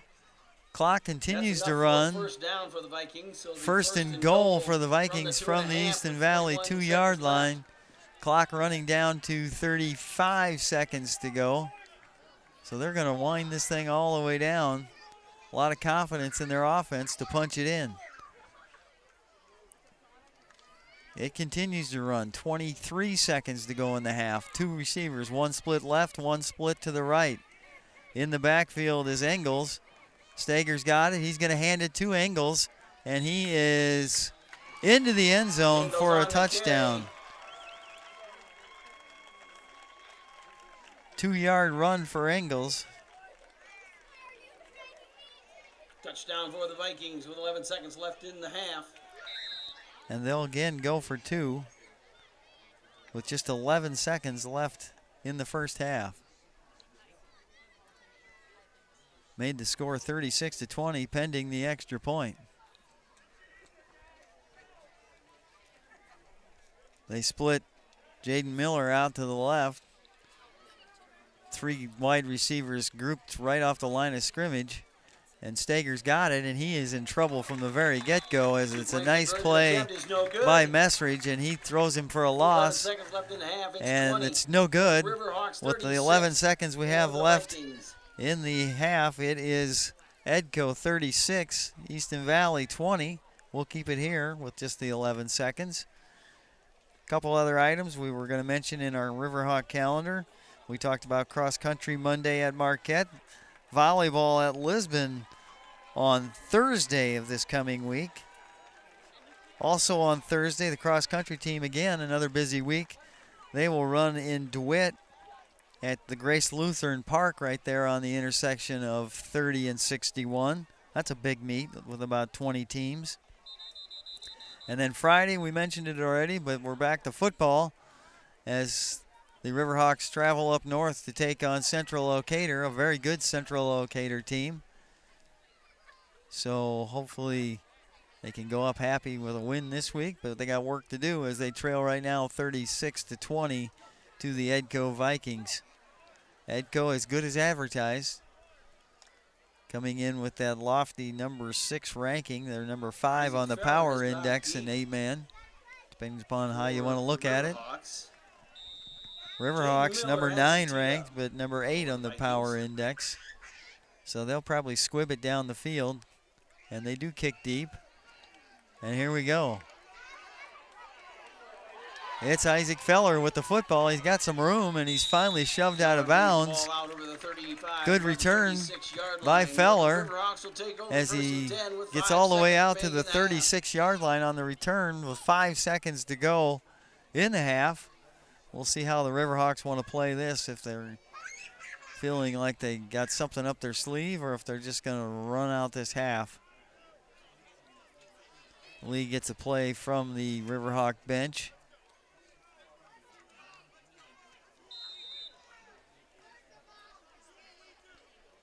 And we'll see what happens here. Feddersen, of course, has moved in to play some guard for Bowling, who's still over on the sideline after suffering some lower leg injury. And now a timeout called by the Riverhawks. Timeout, Riverhawks. Elsewhere in District 4 action tonight, we mentioned next week the Riverhawks travel to Central Decatur. Tonight, Central Decatur is playing Cedar Ridge Christian in a non-district game. Keyhigh is at Springville to play the Orioles tonight. Calumet Wheatland travels over to Central City to play. And, of course, we've got this one going on here at Easton Valley with Edco leading 36-20, just 5 ticks away from the first half. Edco next week goes to Calumet Wheatland to play the Warriors. And a lot to be determined here in the next, counting tonight, 3 weeks of district action to see how everything shuffles down playoff-wise. Pretty good chance you'll see both these teams probably with a good chance to get into the playoffs, particularly the winner of this game. So Easton Valley showing like they might use this 5 seconds to launch one. And Lee is back to pass. Now he looks, he's in trouble, he scrambles around, he's on his feet. He's running down the field. He's going to be dropped at about the 21-yard line. And the half comes to an end. Nice play. He made a lot of yardage, but he had a long way to go with that play. And that'll bring us to halftime here at Easton Valley. Our score at halftime is Edco 36, Easton Valley 20. At the end of the first quarter, it was 30-12.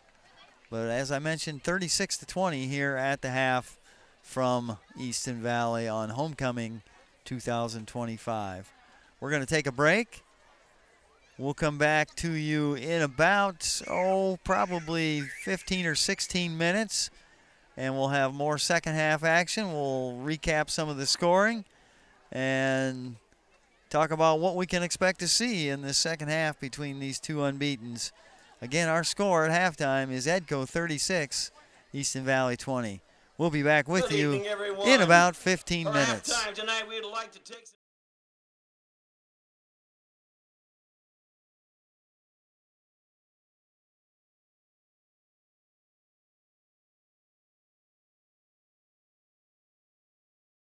Preston Trojan football team. They ended their season at 11-1 with a 10-7 loss in overtime to North Mahaska in the state championship game. The 1988 team is led onto the field tonight by head coach Dave Miller and assistant coach Dan Beck. Congratulations to the 1988 Preston football team. Put your hands together. A lot of shouts. One hell of an accomplishment, gentlemen.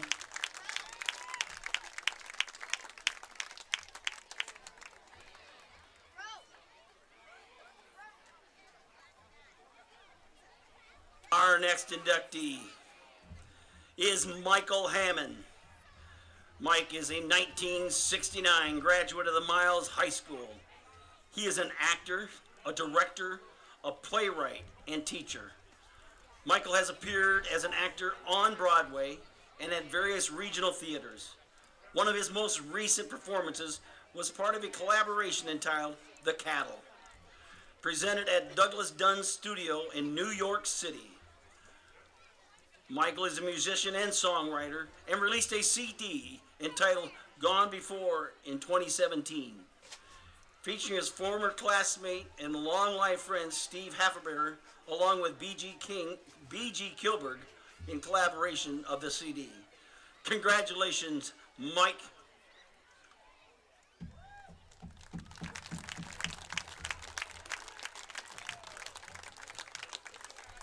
Our next inductee is Dr. Mark Ackerman. Way to go, Ack. Mark is a graduate of Preston High School, where he was an active in plays, student government, baseball, and football. He attended the Clinton Community College, where he's president of the Student Governing Board, and then went on to Iowa State University. At Iowa State, Mark earned his degree as a doctor of veterinary medicine, a PhD, and did a residency in pathology to become board certified by the American College of Veterinarian Pathologists. During his career, Dr. Ackerman helped discover and eliminate bovine leukocyte adhesion deficiency, and I blew that, Mark, I'm sorry, student respiratory diseases, and created a lamb model of human respiratory syncytial virus, known as RSV, infections in lambs. Congratulations, Zach.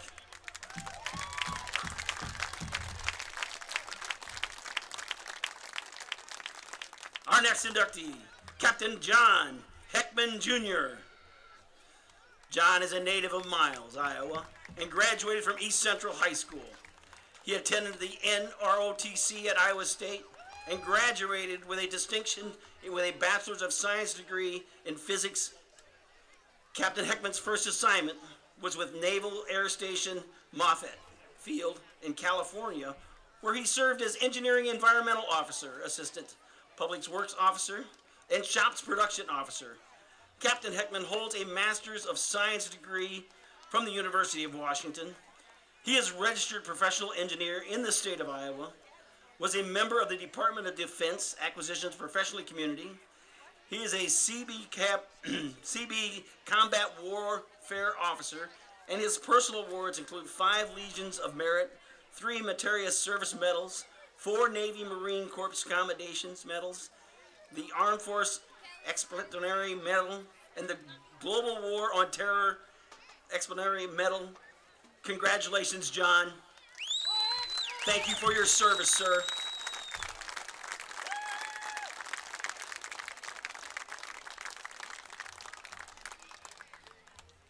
Our last inductee, not to script Denise, but one thing I wanted to say, one thing about you, Denise, every time I come to one of your things, there was always, your teams were loaded with people. So I know you communicated with your teams. Denise began her journey in education and coaching in southwestern Iowa, where she graduated from Griswold High School in 1984. After earning a Bachelor's degree of Arts from the Iowa State University in 1988, she traveled across the state to accept her first teaching position at then Preston Community Schools. 38 years later, she still walks the same halls and teaches the same classrooms, now at Easton Valley Riverhawks. She has had the honor of coaching hundreds of amazing females athletes to 550 plus match wins. Statewide recognitions include IGCA All-District Girls, NE Volleyball Coach Award in 2000, coaching the IGCA Senior All-Stars in 2008, and receiving the IGHSAU Coaches Character Counts Award in 2024. However, none of these honors can compare to the enjoyment Denise has had for all of these countless teams and bonding activities and theme fun nights over the years. Denise has treasured the countless students and athletes and co-workers who have left a lasting positive mark on her life. Congratulations, Denise.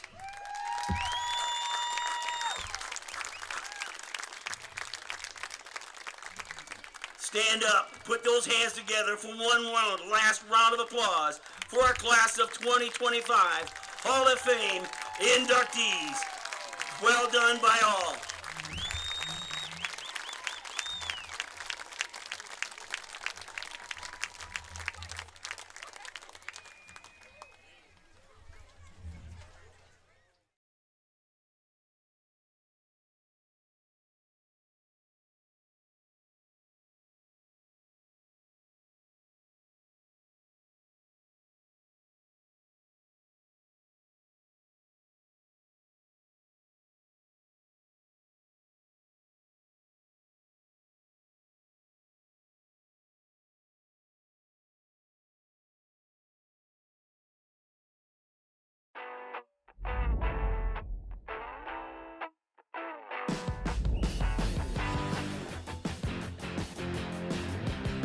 Second down.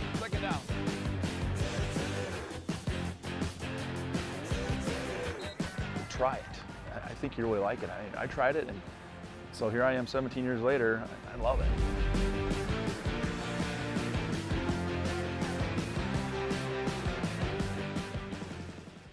Several devices using your internet at one time? Do you like to stream movies or sporting events using a laptop computer, smart TV, or other device? If yes, then contact Miles Telephone in Miles for high-speed fiber to the home internet for the internet service that's right for you. Other services provided are phone with unlimited long distance, Skitter TV, Secure IT antivirus protection, and Lorix security camera systems. Miles Telephone in Miles, phone 563-682-7111, online at milestelephone.com. Total Dimensions Therapy and Wellness PLC, located inside Cookie's Tanning and Fitness, specializes in red light therapy, instrument-assisted soft tissue mobilization, and kinesiotaping. Seeking treatment early will prevent further injury and keep your pain from turning into a chronic issue. Contact Missy Wilson, physical therapist and certified light therapist at Total Dimension Therapy and Wellness PLC, located inside Cookie's Tanning and Fitness, 105 First Avenue Northwest in Preston. Phone 563-689-4912 to schedule an appointment today.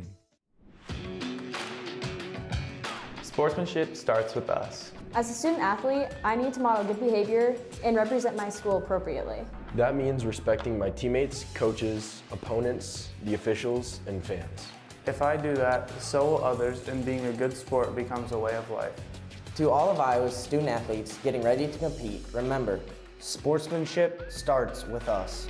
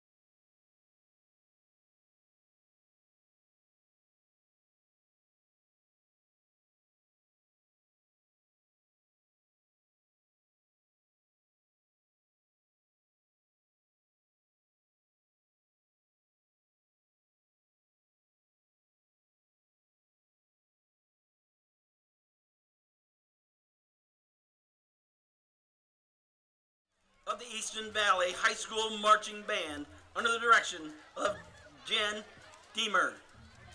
Take it away, Jen. You have the field.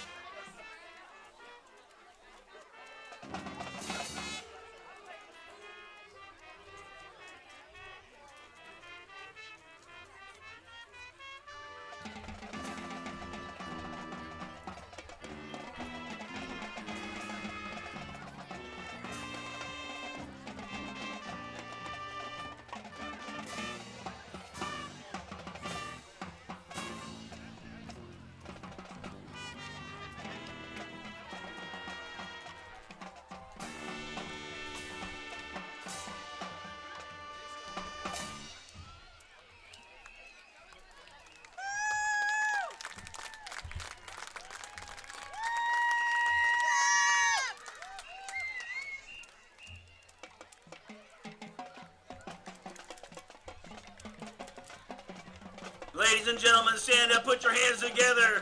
Let them hear you, however you are to hear those sounds. Well done, Riverhawk Marching Band.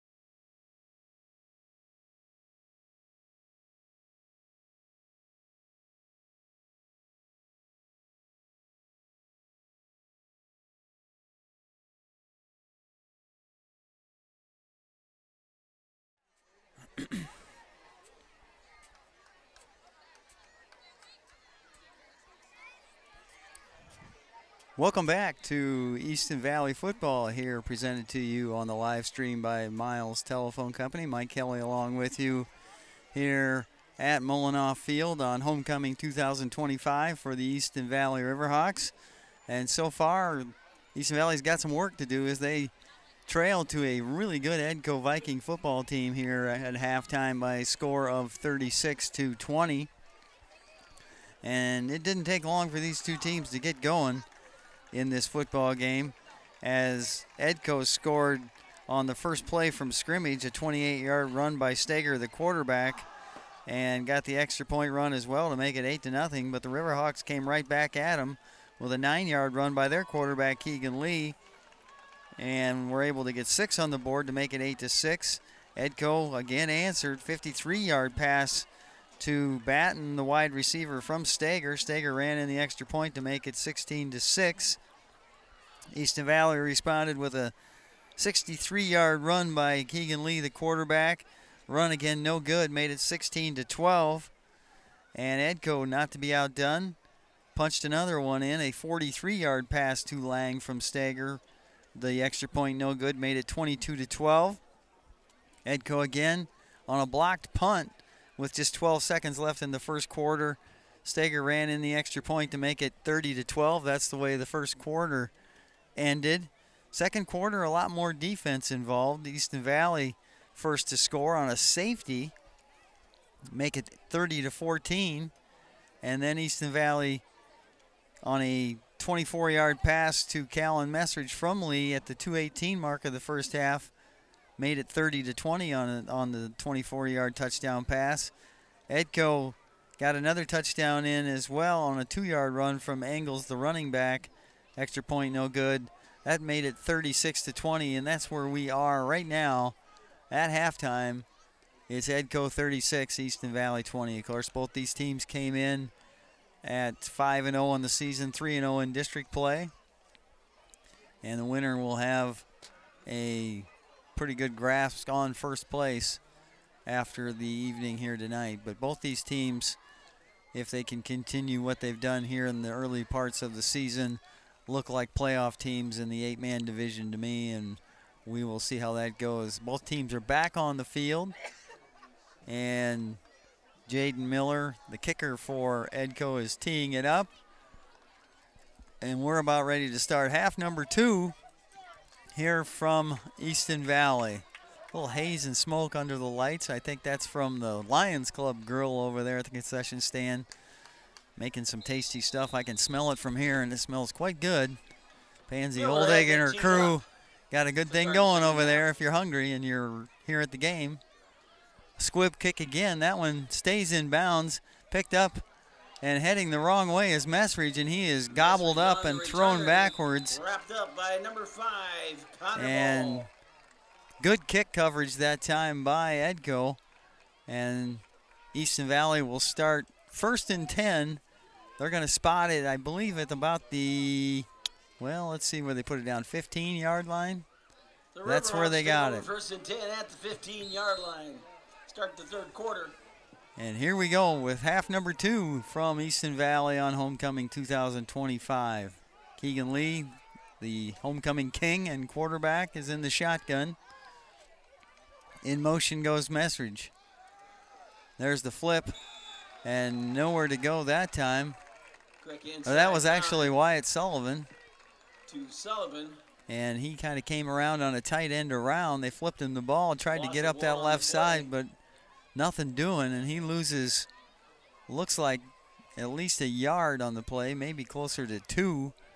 That'll bring up a 2nd down and 11. Easton Valley just not able to get that ground. Other than Lee on the rollouts, haven't got the ground game going with the backs much, and give some of that credit to that very tough Edco defense. They've got 3 down linemen, 4 linebackers, and a safety in there right now. And Keegan Lee back to throw. He's got a man wide open.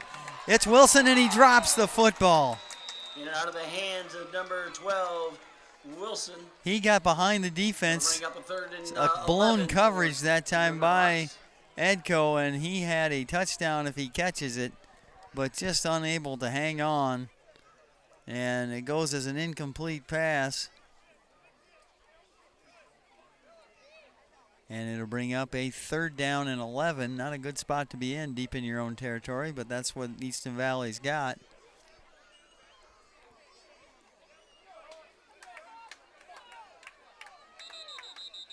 Now a whistle. And we got some blood on somebody. Looks like Wyatt Sullivan. So Easton Valley will have to send a sub in. And before they do, it looks like they were going to send Fred Clemmy in. They've got to send a play in with him. Or at least tell him what the play was. He lines up at a tight end spot. Keegan Lee at the quarterback. He zips it over to Messridge. He'll try and run out of there. Gets some yardage back. Back up to about the 20. Gets it out over to the 20-yard line. He landed on a group of Edco players and got back up and said, I haven't touched the ground yet, but the referee says he did. Picked up about 6 on the play. Makes it 4th and 5. The ball right at the 20-yard line. And in punt formation is Easton Valley with Fred Clemmy in there to do the punting.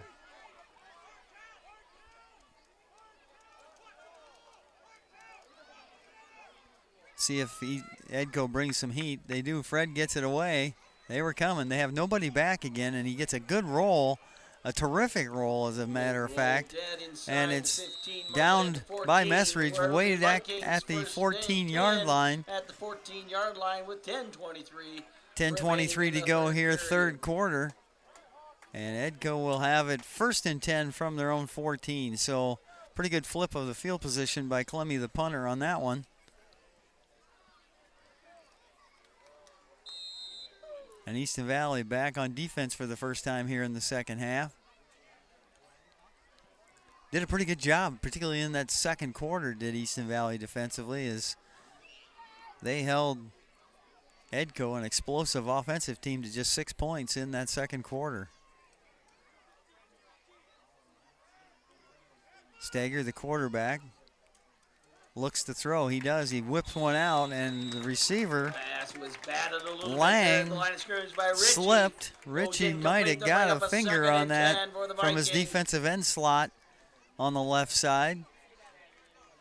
There's been a couple slips out there tonight. I don't know if the grass, there's always been a lot of heavy dews, as you've known, this summer and fall, and maybe it's getting a little slick out there, but for the most part, the field in really good condition here in October, but it's been like summer through September and early October.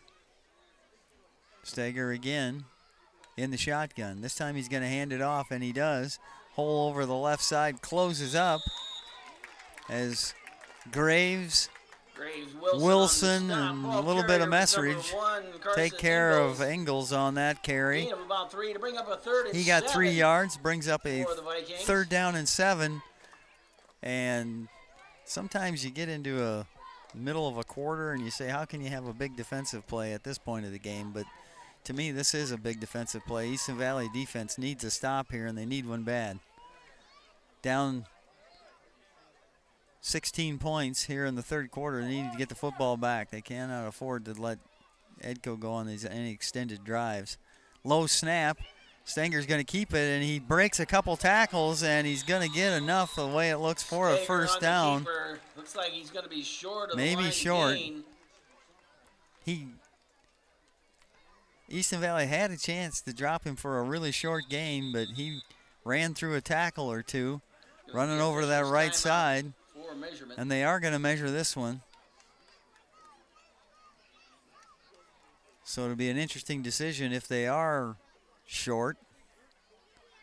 The ball is spotted at about the 24, just inside the 24-yard line. And we'll see on the measurement where they're going to, whether or not they got that 1st down.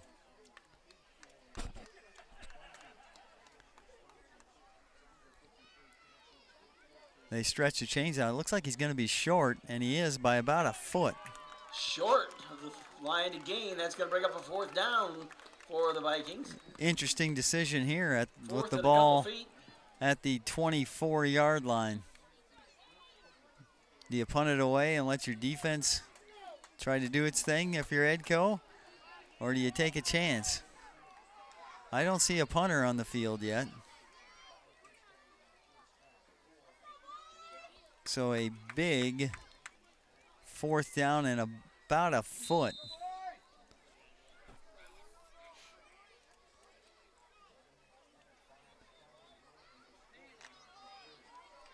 They are definitely going for it, unless they try to make the Riverhawks jump.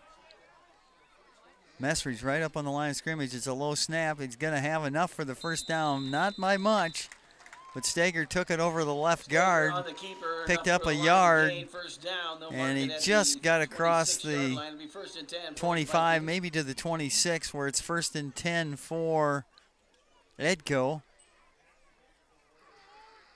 So Easton Valley did a pretty good job of limiting them, but not enough, as they got that foot plus another yard, and they've got a first down. Clock running at 8:53 here in the 3rd quarter.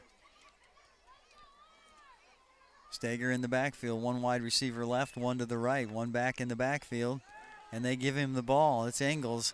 He bounces off 1 tackle and is brought down, but not before he picks up another first down after a gain of about 11 or 12. First down for the Vikings. Easton Valley bench wanted a hold over there, but didn't get the call. 1st and 10 for the Vikings.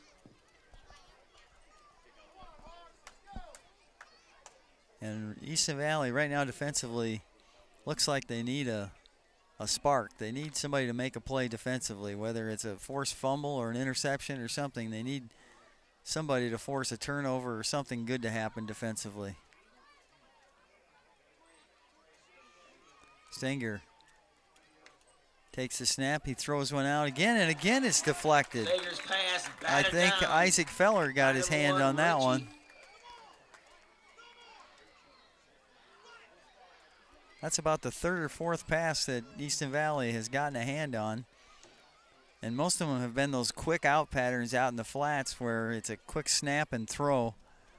And they're doing a nice job of reading Steger, the quarterback, reading his eyes and getting their hands up. If you're not going to get to the quarterback, get your hands up as a defender and get your hands on the ball if you can't get the quarterback. And that's what they've done there and done a nice job all night, has the Easton Valley defense. 1 receiver left, 1 right. Steger's going to keep it. He tries the outside. He's got some room on that left side and is brought down after a gain of about 7, maybe 8. Messridge on the tackle. So it brings up another 3rd down here, a 3rd and 2 with the ball at the Easton Valley 35-yard line. Clock continues to run with 7:44 to go here in our 3rd quarter. So again, Easton Valley needing a play on the defensive side of the football.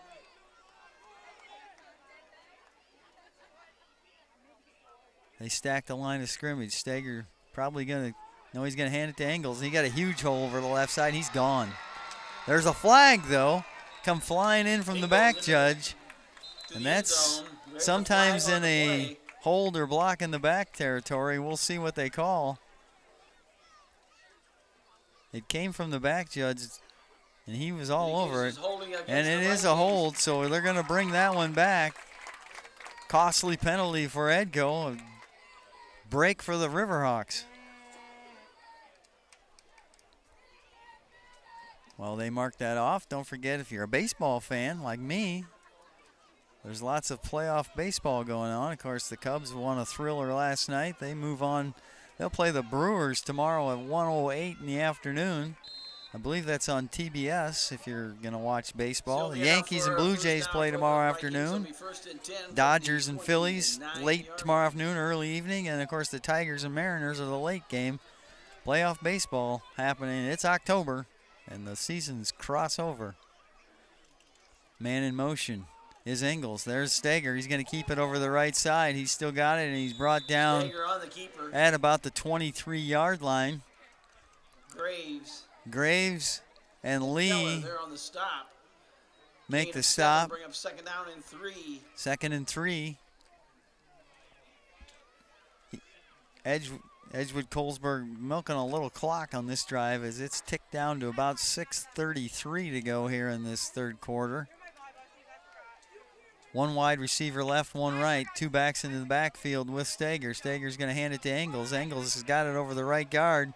Looks like he's going to have enough for another first down for Edco as they drive the ball down the field using primarily the run. And they've got some good running offense, particularly with Stager, the quarterback. As we mentioned, he averages 11 yards per carry. But Engels, the running back there, he's averaging over 6.5 yards a carry. He's got, coming into this game, had 282 yards rushing. Stager that has 507 yards rushing thus far coming into this one, and a lot more after tonight. One wide receiver left, one right. Ball at the 18-yard line. There's Engels. He's loose on the left side, and he is finally brought down by Ritchie. Ritchie on the tackle, Engels on the carry. But not before he's drugged down around the 6-yard line, and another first down for Edco. It'll be first down and goal from the 6-yard line. Gets you to about the 6-yard line. We're going to be first and goal. As they continue to drive the ball and milk the clock. As we're down to 5:26 to go. 6-yard line. Stager in the shotgun. He hands again to Engels. He's going to try the right side, and he is brought down short of the goal line by Messridge. Brought down at about the 1-yard line. We'll call it the 2, so it'll be second and goal from the 2-yard line for the Vikings. And they are knocking on the door again, are the Vikings. We're at 36-20, but Edco threatening here in the latter portions of the third quarter. Tight formation this time for the Vikings. Stager with Engels behind him. Stager's got it. He's going to try the right side, and he is stopped just short of the goal line. Good job by the Easton Valley defense. Isaac Feller comes up out of the bottom of that pile. I think he got short. And looks like somebody's down on the ground for Edco. It might have been Stager. No, somebody. No, it's one of their interior linemen. It looked just like a cramp the way it looked. He seems to be all right. Keegan Stelkin is who it was. Officials timeout.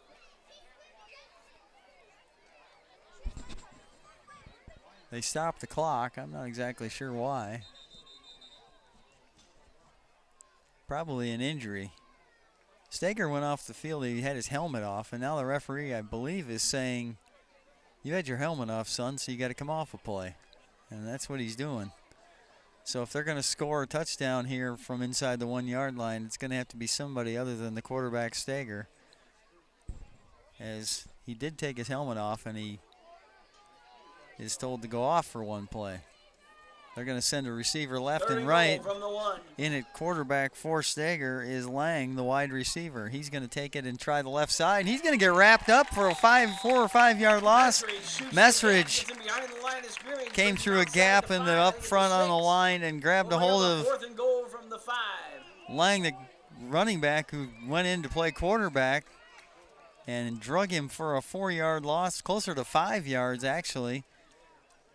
And now we got a fourth down and goal from the 5-yard line. Clock running with 3:55 to go third quarter. One receiver left, one to the right. Stager back in there at quarterback with Engels behind him. There's a snap. He's going to throw. He's rolling to his right. He's looking. He throws into the end zone. He's got a man open, and it's a touchdown. Pass is complete in the end zone. Touchdown for the Vikings. To Lang. 5-yard touchdown pass at the 3:39 mark here in the third quarter. Stager to Lang.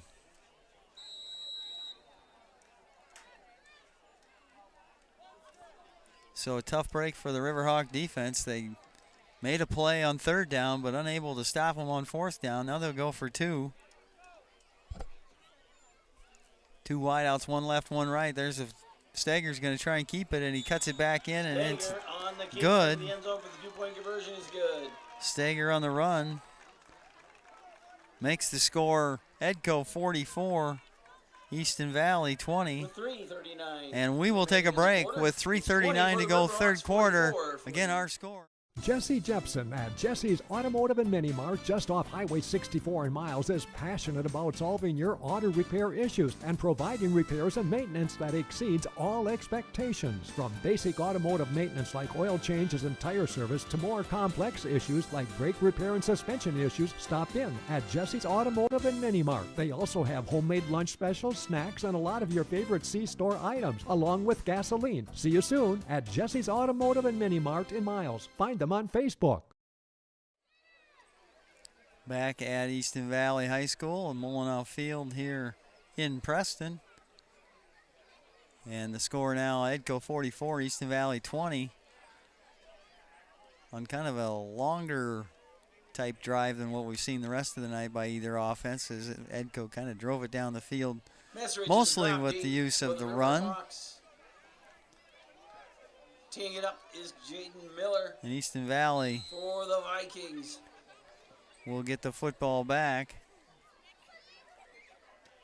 A little pooch kick, and it's handled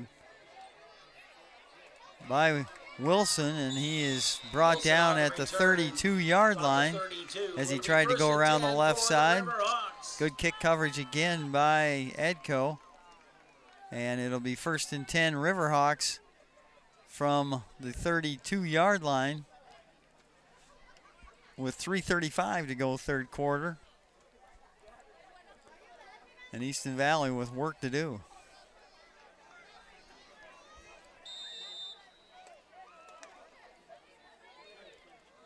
Lee at quarterback.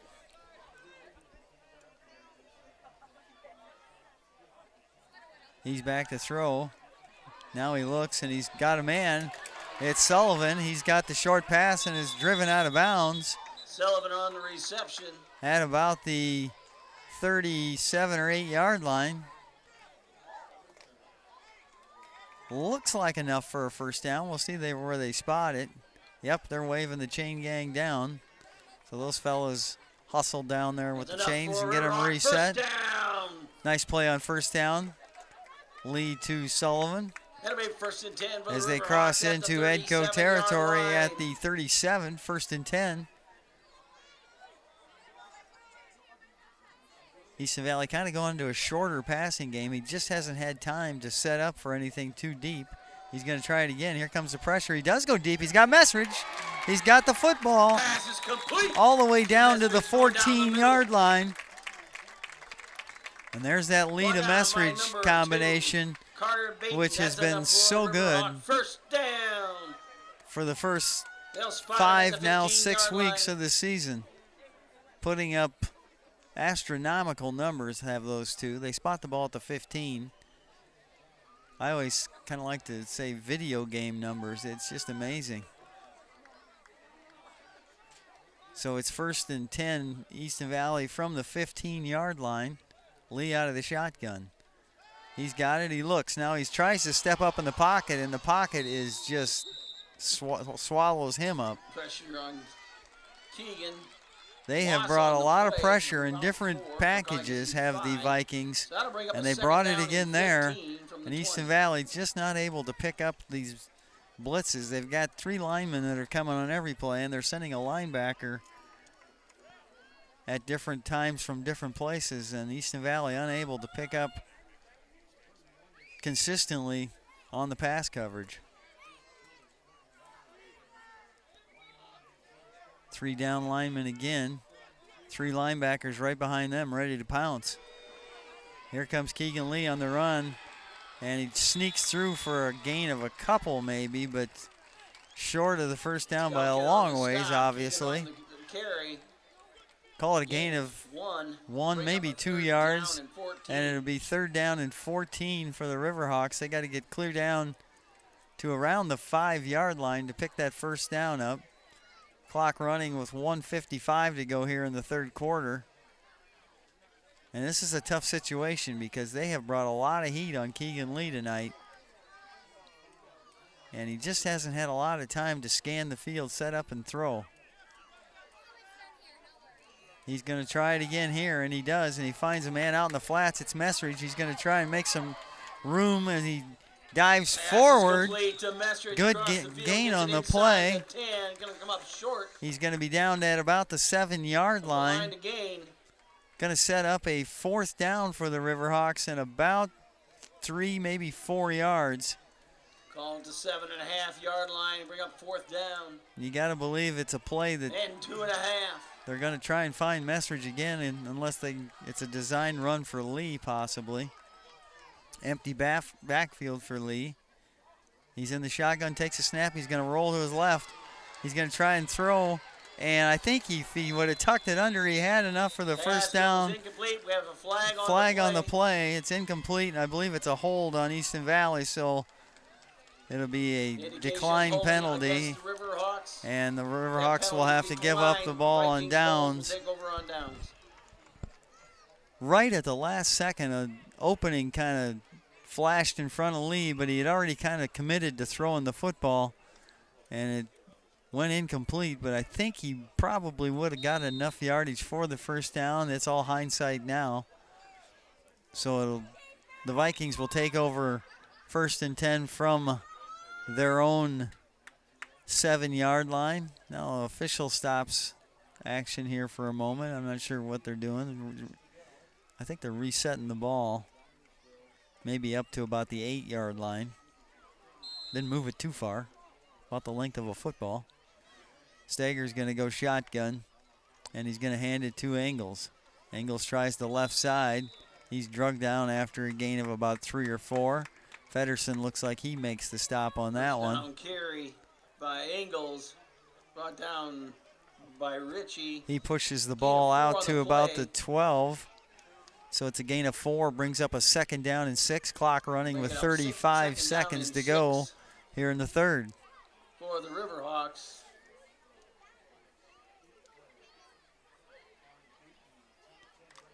Edco breaks huddle. They send one wide receiver left, one to the right. Engels in the eye back right behind Steger, the quarterback. Steger's going to throw. He's going to throw deep, and he's got a man, and it's caught out here. Really nice job of coming back to the ball. To number 10, Christopher Lang. Lang made the catch, and he's still down on the ground. As I don't know what he looks like. He's holding his midsection maybe. Now he pops up, but now he's back down. Looks like he's in some pain. So they'll keep him down on the ground. Just 12 seconds to go here in the 3rd quarter. I don't know, maybe he just got the wind knocked out of him. Let's hope so. You don't like to see anybody hurt.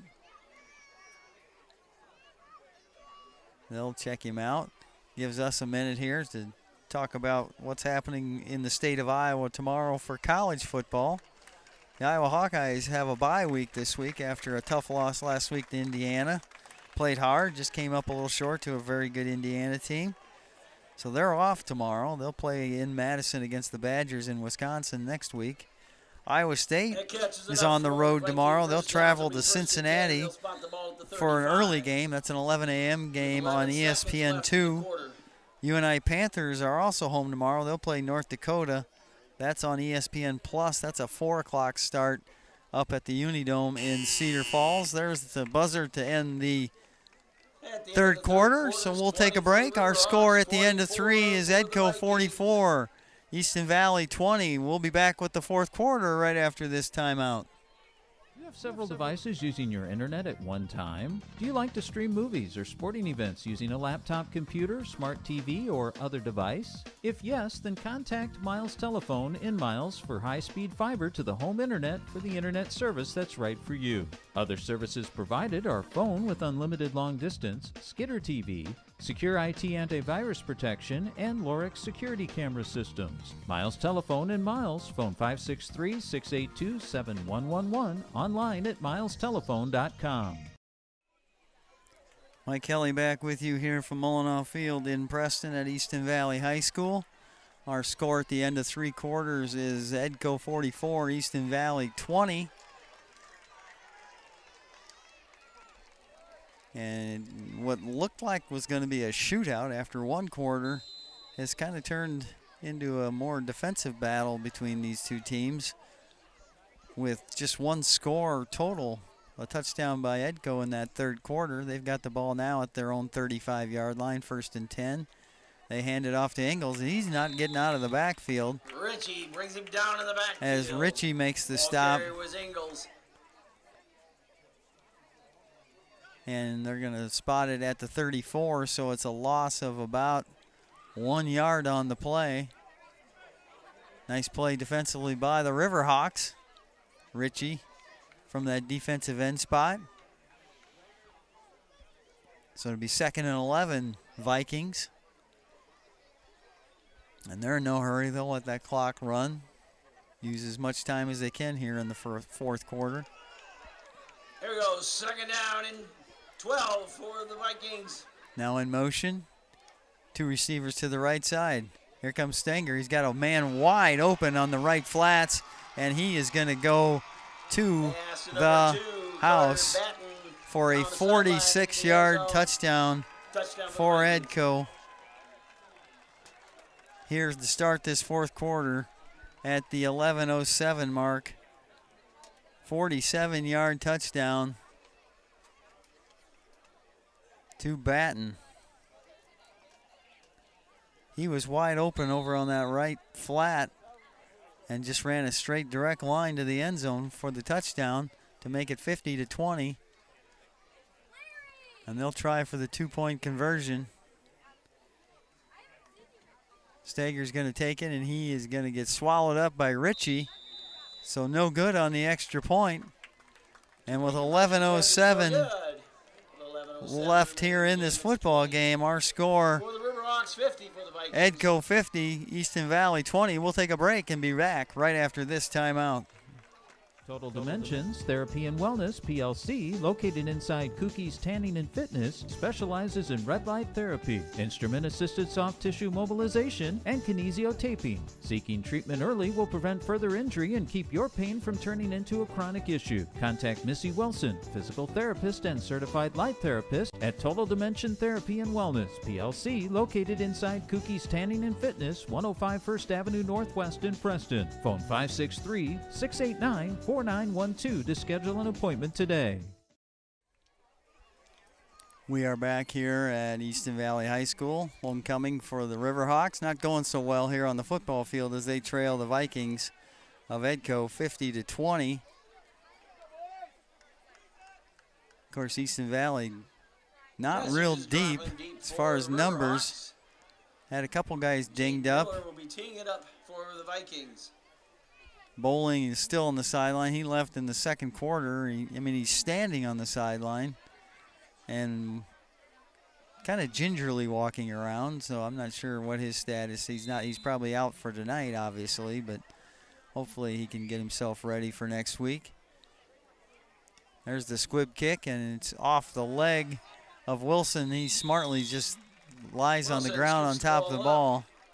At the 31-yard line, pretty good field position for the Riverhawks. They'll take over 1st and 10 with 11:05 remaining in the game on the 31-yard line.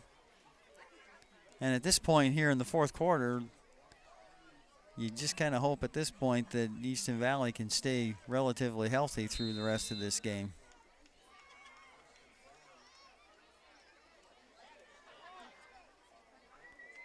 Of course, Talon Driscoll down there on crutches, one of the key cogs, broke his leg a couple weeks ago, and that's a bad deal for the Riverhawks and for Talon as well. Lee up to throw. He's got Messridge. He's got it. Oh, and it pops out of his hands, incomplete. In and out of the hands of Messridge. He had it, but as he was trying to gather it in, they spun him around, and the ball popped out of his arms. Goes incomplete. Lee bought a little time with the rollout with his feet. And Messridge, who runs good routes and has good speed, did get open momentarily, but just unable to hang on as he got spun to the ground trying to gather that ball in. Lee out of the shotgun. Clock stops on the incompletion. He's back to pass. He's in trouble. Now he steps up in the pocket.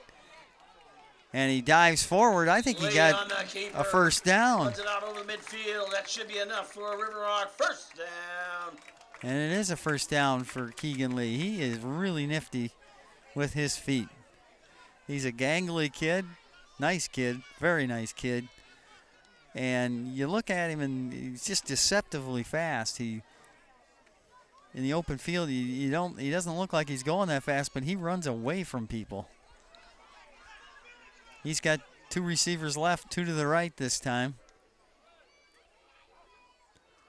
He flings one out to Messridge. He's caught it on the left side, trying to find a little gap. Somehow managed to get about 5 yards out of that. I don't know how he got anything out of it, but he squirmed away from a couple would-be tacklers and picked up 5 yards. Clock continues to run. We are approaching the 10-minute mark here of this football game. The ball at the 33-yard line of Edco, where it is 2nd and 5 for the Riverhawks. Riverhawks in their home orange jerseys, white pants tonight, as you can see. Edco in the traveling white jerseys. Lee on the run. Going to try the right side. He's got room. There he goes again. There he goes again. 33 yards for Keegan Lee. Lee just came around the right side and turned the corner, and away he went at the 9:41 mark here in the 4th quarter on a 33-yard touchdown run by Lee. Of course, Easton Valley will go for 2. 50-26 now. Had a little trouble on some of these extra points tonight. Maybe they can punch this one in. Lee under center. Tight formation. He's going to throw. He looks. No, he's going to run. He tries to dive forward, and he's in. Run for Lee is good. With 9:41 as the Riverhawks. And with 9:41 to go here in the 4th quarter, we'll take a break. It's Edco 50, Easton Valley 28. We'll be right back.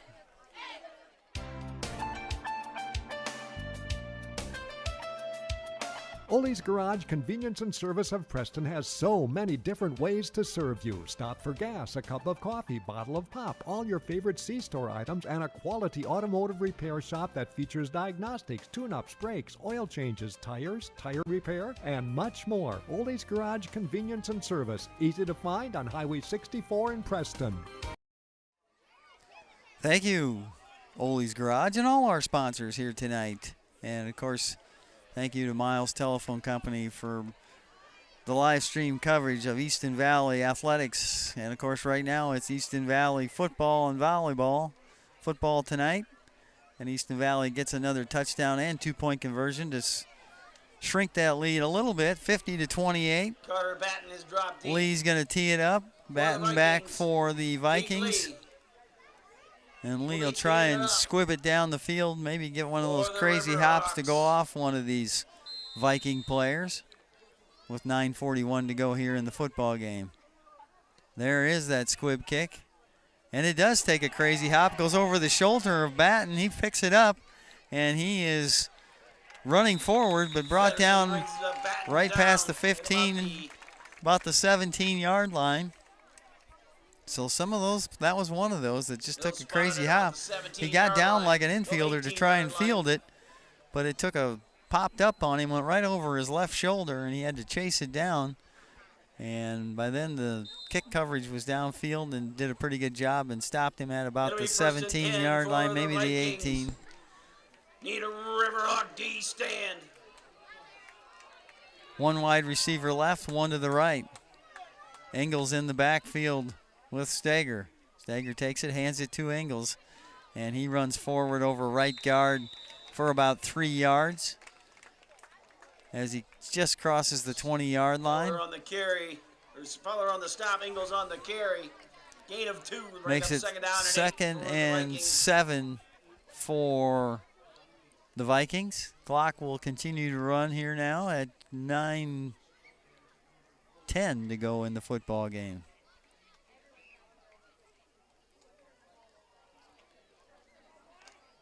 Vikings taking their time in the huddle and coming out of the huddle. Now the back judge puts his hand up, indicating 5 seconds to go. There's a run by Steger. He's got a lot of room over the right side and slips as he makes his cut. Wilson came up to make the tackle and did make the tackle. That was just a simple quarterback run, and we've got two quarterbacks that can really run the football here tonight. And they're showing us that both of them are very capable of using their legs and getting big gains. Lee and Steger putting on a show here for running quarterbacks tonight. And the other thing Steger did, and I think he tried to do it on purpose, was stay in bounds and keep the clock going.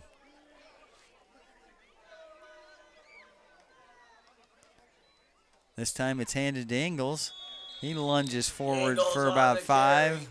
Feller and company in on the stop. Feller and Messridge on the stop for the Riverhawks. Gain of 5. Clock ticks down to just about 8 minutes to go here from Mullinoff Field on Homecoming 2025. And they'll take their time again in that huddle. I'm sure they've got somebody over on their sideline with a stopwatch. No play clock here in Preston.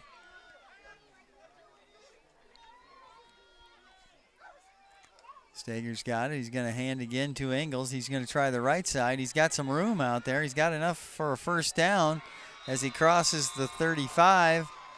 Stays, I think, no, they stopped the clock, so he must have been out of bounds. They'll mark it at, let's say, the 33-yard line. 1st and 10 Vikings from the Riverhawk 33-yard line. Now they wind the clock after they get the sticks set on the first down, so he did stay in bounds. Looks like a tired Riverhawk defense out there right now. And when you just don't have any depth, it takes its toll on these young guys. Luckily, it's cooled down here this evening after the sun went down. Here comes Steger. He's going to run left this time. And a flag flies in that holding territory. Steger on the carry. Graves in on the stop. Flag on the play. And it is a hold on Edco. Holding against the Vikings. Easton Valley will march them back. He picked up about 4 on the play, but that'll be negated as the officials talk it over. Now they'll step it off. Take it back across the midfield stripe. Back into Viking territory at the 39-yard line, where it will be first down and about, we'll call it about 17, maybe 18 yards to go from the 39. They rewind the clock. It runs with 6:55 to go in the game. So this game has kind of come to a bit of a screeching halt pace-wise by both teams. Steger's got it. He's going to run right. Gets a block. Now he spins off a tackle.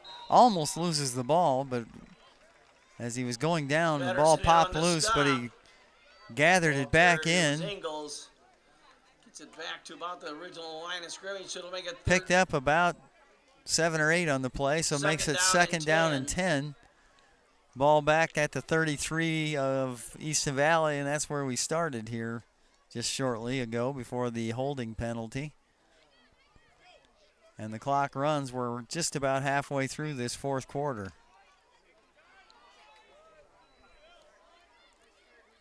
And the defense of Easton Valley a little tired. They've been on the field a lot here in this second half as Edco's run some longer drives.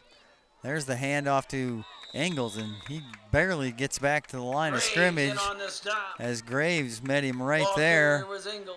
Isaac Feller in there as well. Those two are doing a job inside for Easton Valley on some of these interior runs.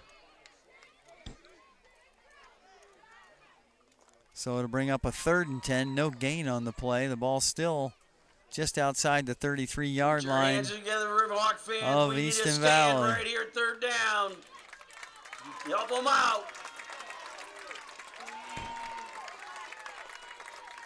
5:15 to go on the clock. It's running.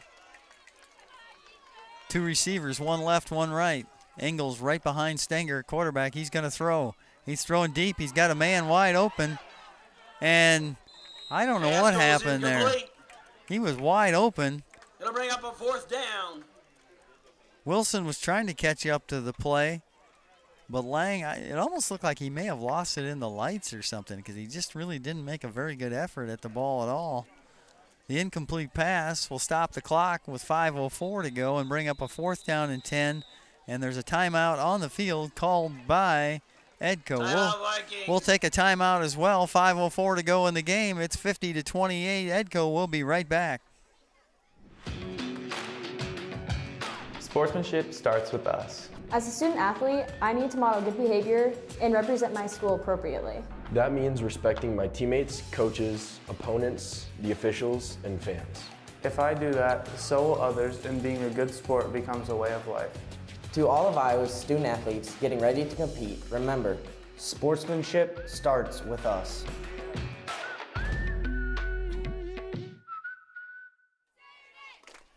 Mike Kelly back with you here at the homecoming for the Easton Valley Riverhawks.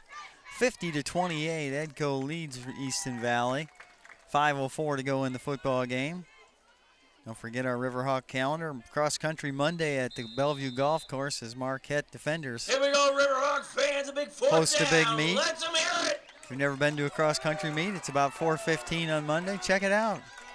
Here's a big 4th and 10 for Edco. 1 receiver left, 1 right. Stenger back to throw. Here comes Ritchie on the blitz, and it's a long pass, and it's caught inside the 5-yard line.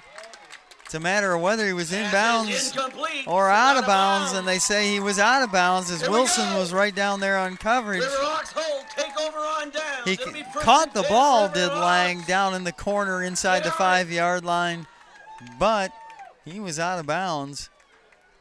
And Stenger, who's a really good runner, has had a little trouble tonight on the long ball. He's overthrown a few receivers, and that one was caught, but he threw it far enough that the receiver had to go on the sideline and out of bounds to make the catch. Easton Valley gets a big stop. They get the football back, 1st and 10 from their own 33, so pretty good field position. Let's see if we can get a big play for the Riverhawks. Something big and quick would be nice right now with 4:59 to go in the game. 4 receivers, 2 left, 2 right. Empty backfield for Lee. He's in trouble in that backfield. Now he's drugged down from behind by Connor Balls. And again, just no time at all for Lee to do anything, and it's a loss of about 7 yards. That'll bring us 2nd and 17. Quick huddle for the Riverhawks as they're hurrying a little bit, and Lee's going to stop the clock with the throwdown. And it'll bring up a 3rd and 17.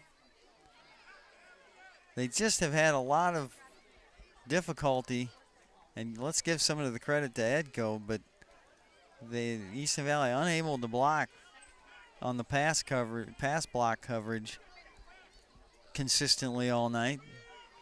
Lee's had time when he's rolled, particularly to his right, where he's got that option to run, where the defense, he kind of freezes the defense because they don't know whether he's going to throw it or run it, and he's so dangerous with his feet.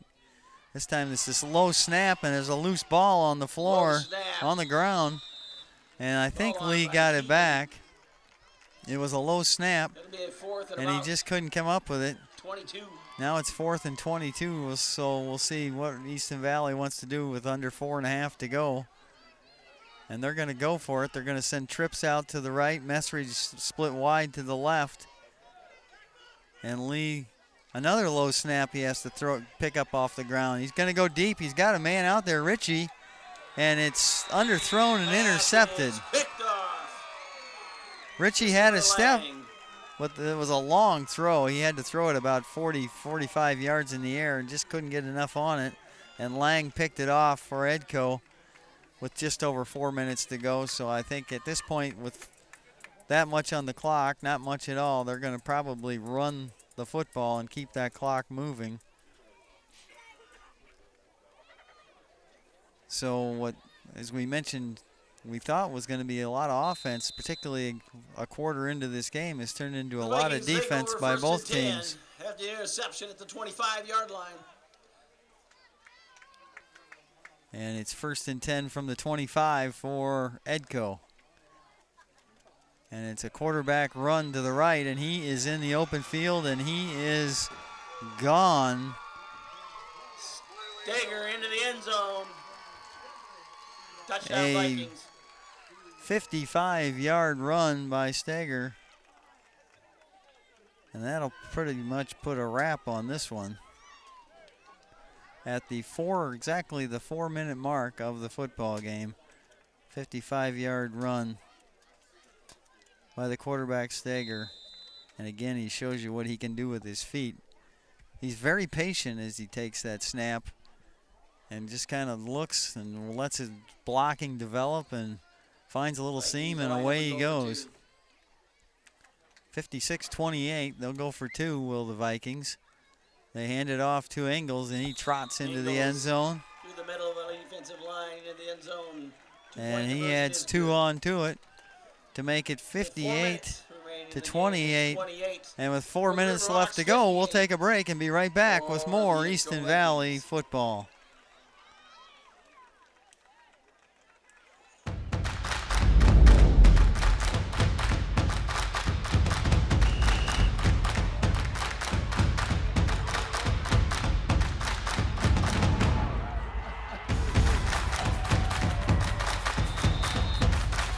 When you go home, you'll feel good about what you did, and you know, you're doing it for the kids. If they don't have us, they don't have these games.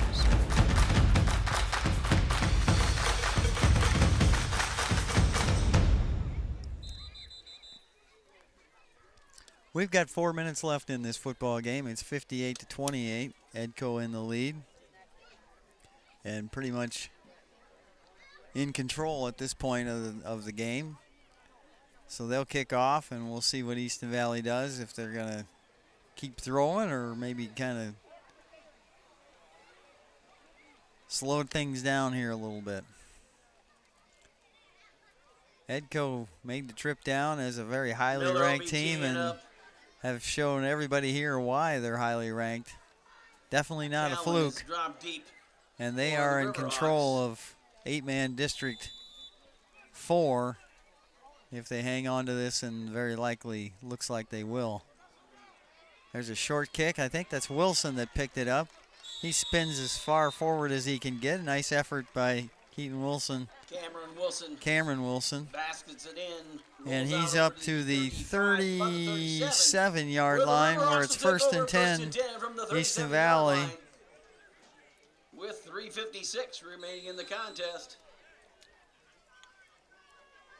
Few injuries tonight, hopefully all minor for Easton Valley.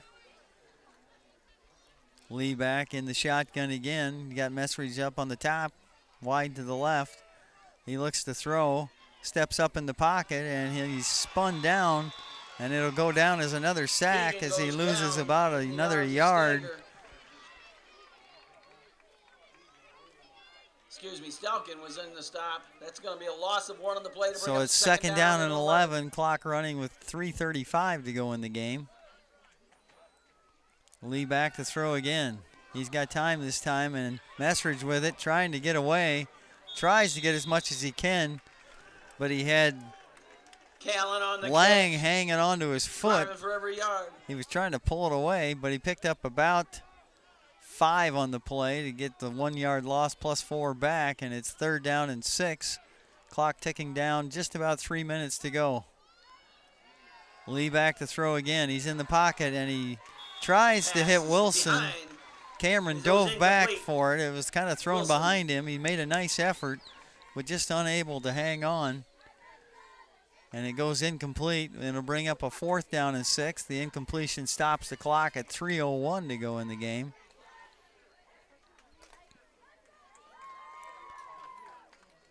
So Easton Valley, one last gasp here with a 4th down and 6.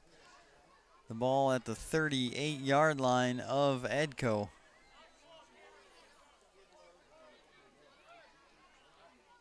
Lee needs time. He's in the pocket. He throws out to Messridge. He's got the first down, and he'll run out of bounds. By number Nice 3, pitch and Miller. catch that time from Lee to Messridge. Number Messridge 2, did the right Layton. thing to get out of bounds and stop That'll that be enough clock for Riverhawk. First down. as he ran out of bounds at about the 29-yard 29-yard line. It'll be 1st and 10 Easton Valley at the 29.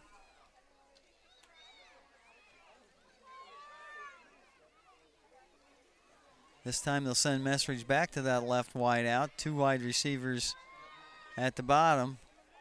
Clemmy and Ritchie. Back to throw is Lee. Now he's going to run, and he's tripped up from behind. Just tripped up by the back by number 44. Lee gets up a little gimpy as he got that leg kind of pulled out from underneath of him. 2nd down and 3 for the Riverhawks. Clock's going to continue to run with 2:35 to go. And Lee will kind of take his time. So the Riverhawks just trying to see what they can do on this drive. As the ball's down to the 23-yard line of Edco. Riverhawks not using any of their available timeouts. Lee's going to go shotgun. He's got Messridge wide left. Clemmy and Wilson to the right. Now Lee throws, and he hits Wilson, who's hit immediately. Nice job by Cameron Wilson to hang on to that ball, because he got licked pretty good right when he caught the ball, but that's enough for Riverhawks. showed some toughness there to hang on tight. 1st down Easton Valley as they move it to the 18-yard line. Clock stopped at 2:04. 3 wide receivers to the left side, 1 to the right. Lee back to throw. He looks for Messridge, and he throws an interception right into the arms of Lang. He threw it behind Messridge, and it was picked off, and it'll be a 1st and 10 Edco with 1:51 to go in the football game.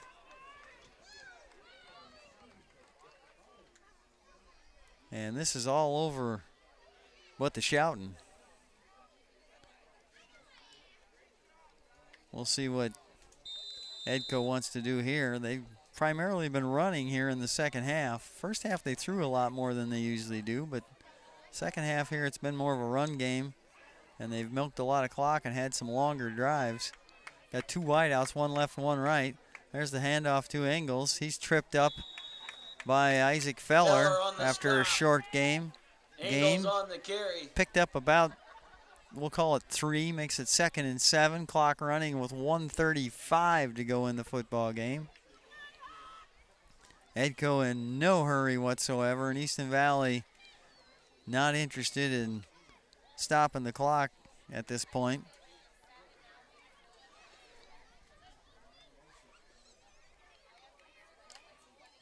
And it's almost victory formation time here for Edco. 2nd down and 7. Clock down to 1:10 to go. They'll hand it again to Engels, and he was drugged down by Graves. Engels on the carry.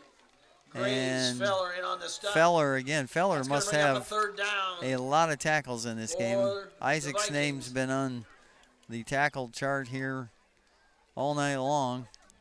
Clock will continue to run. I think they'll have to run 1 more play as we're down to 40 seconds to go.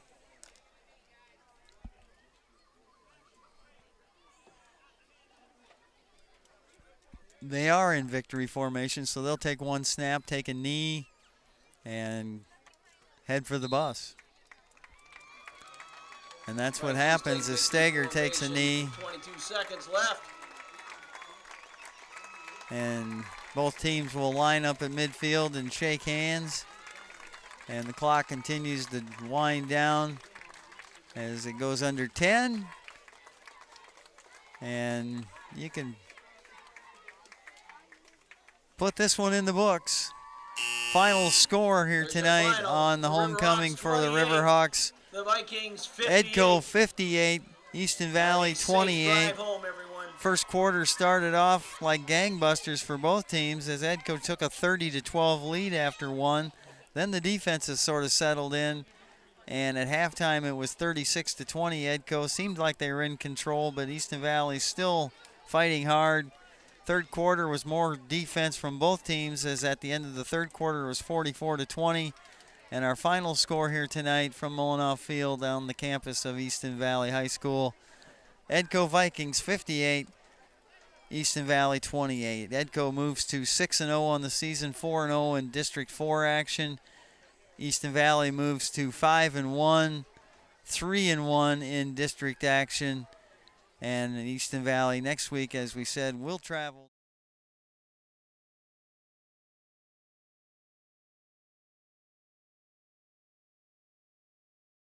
To bring that to you. Again, our final score tonight, Edco 58, Easton Valley 28. Thanks for listening in. Thanks to Miles Telephone Company for their coverage, and Scott and Nate for all they do behind the scenes. This is Mike Kelly. Have a great weekend, and go Riverhawks.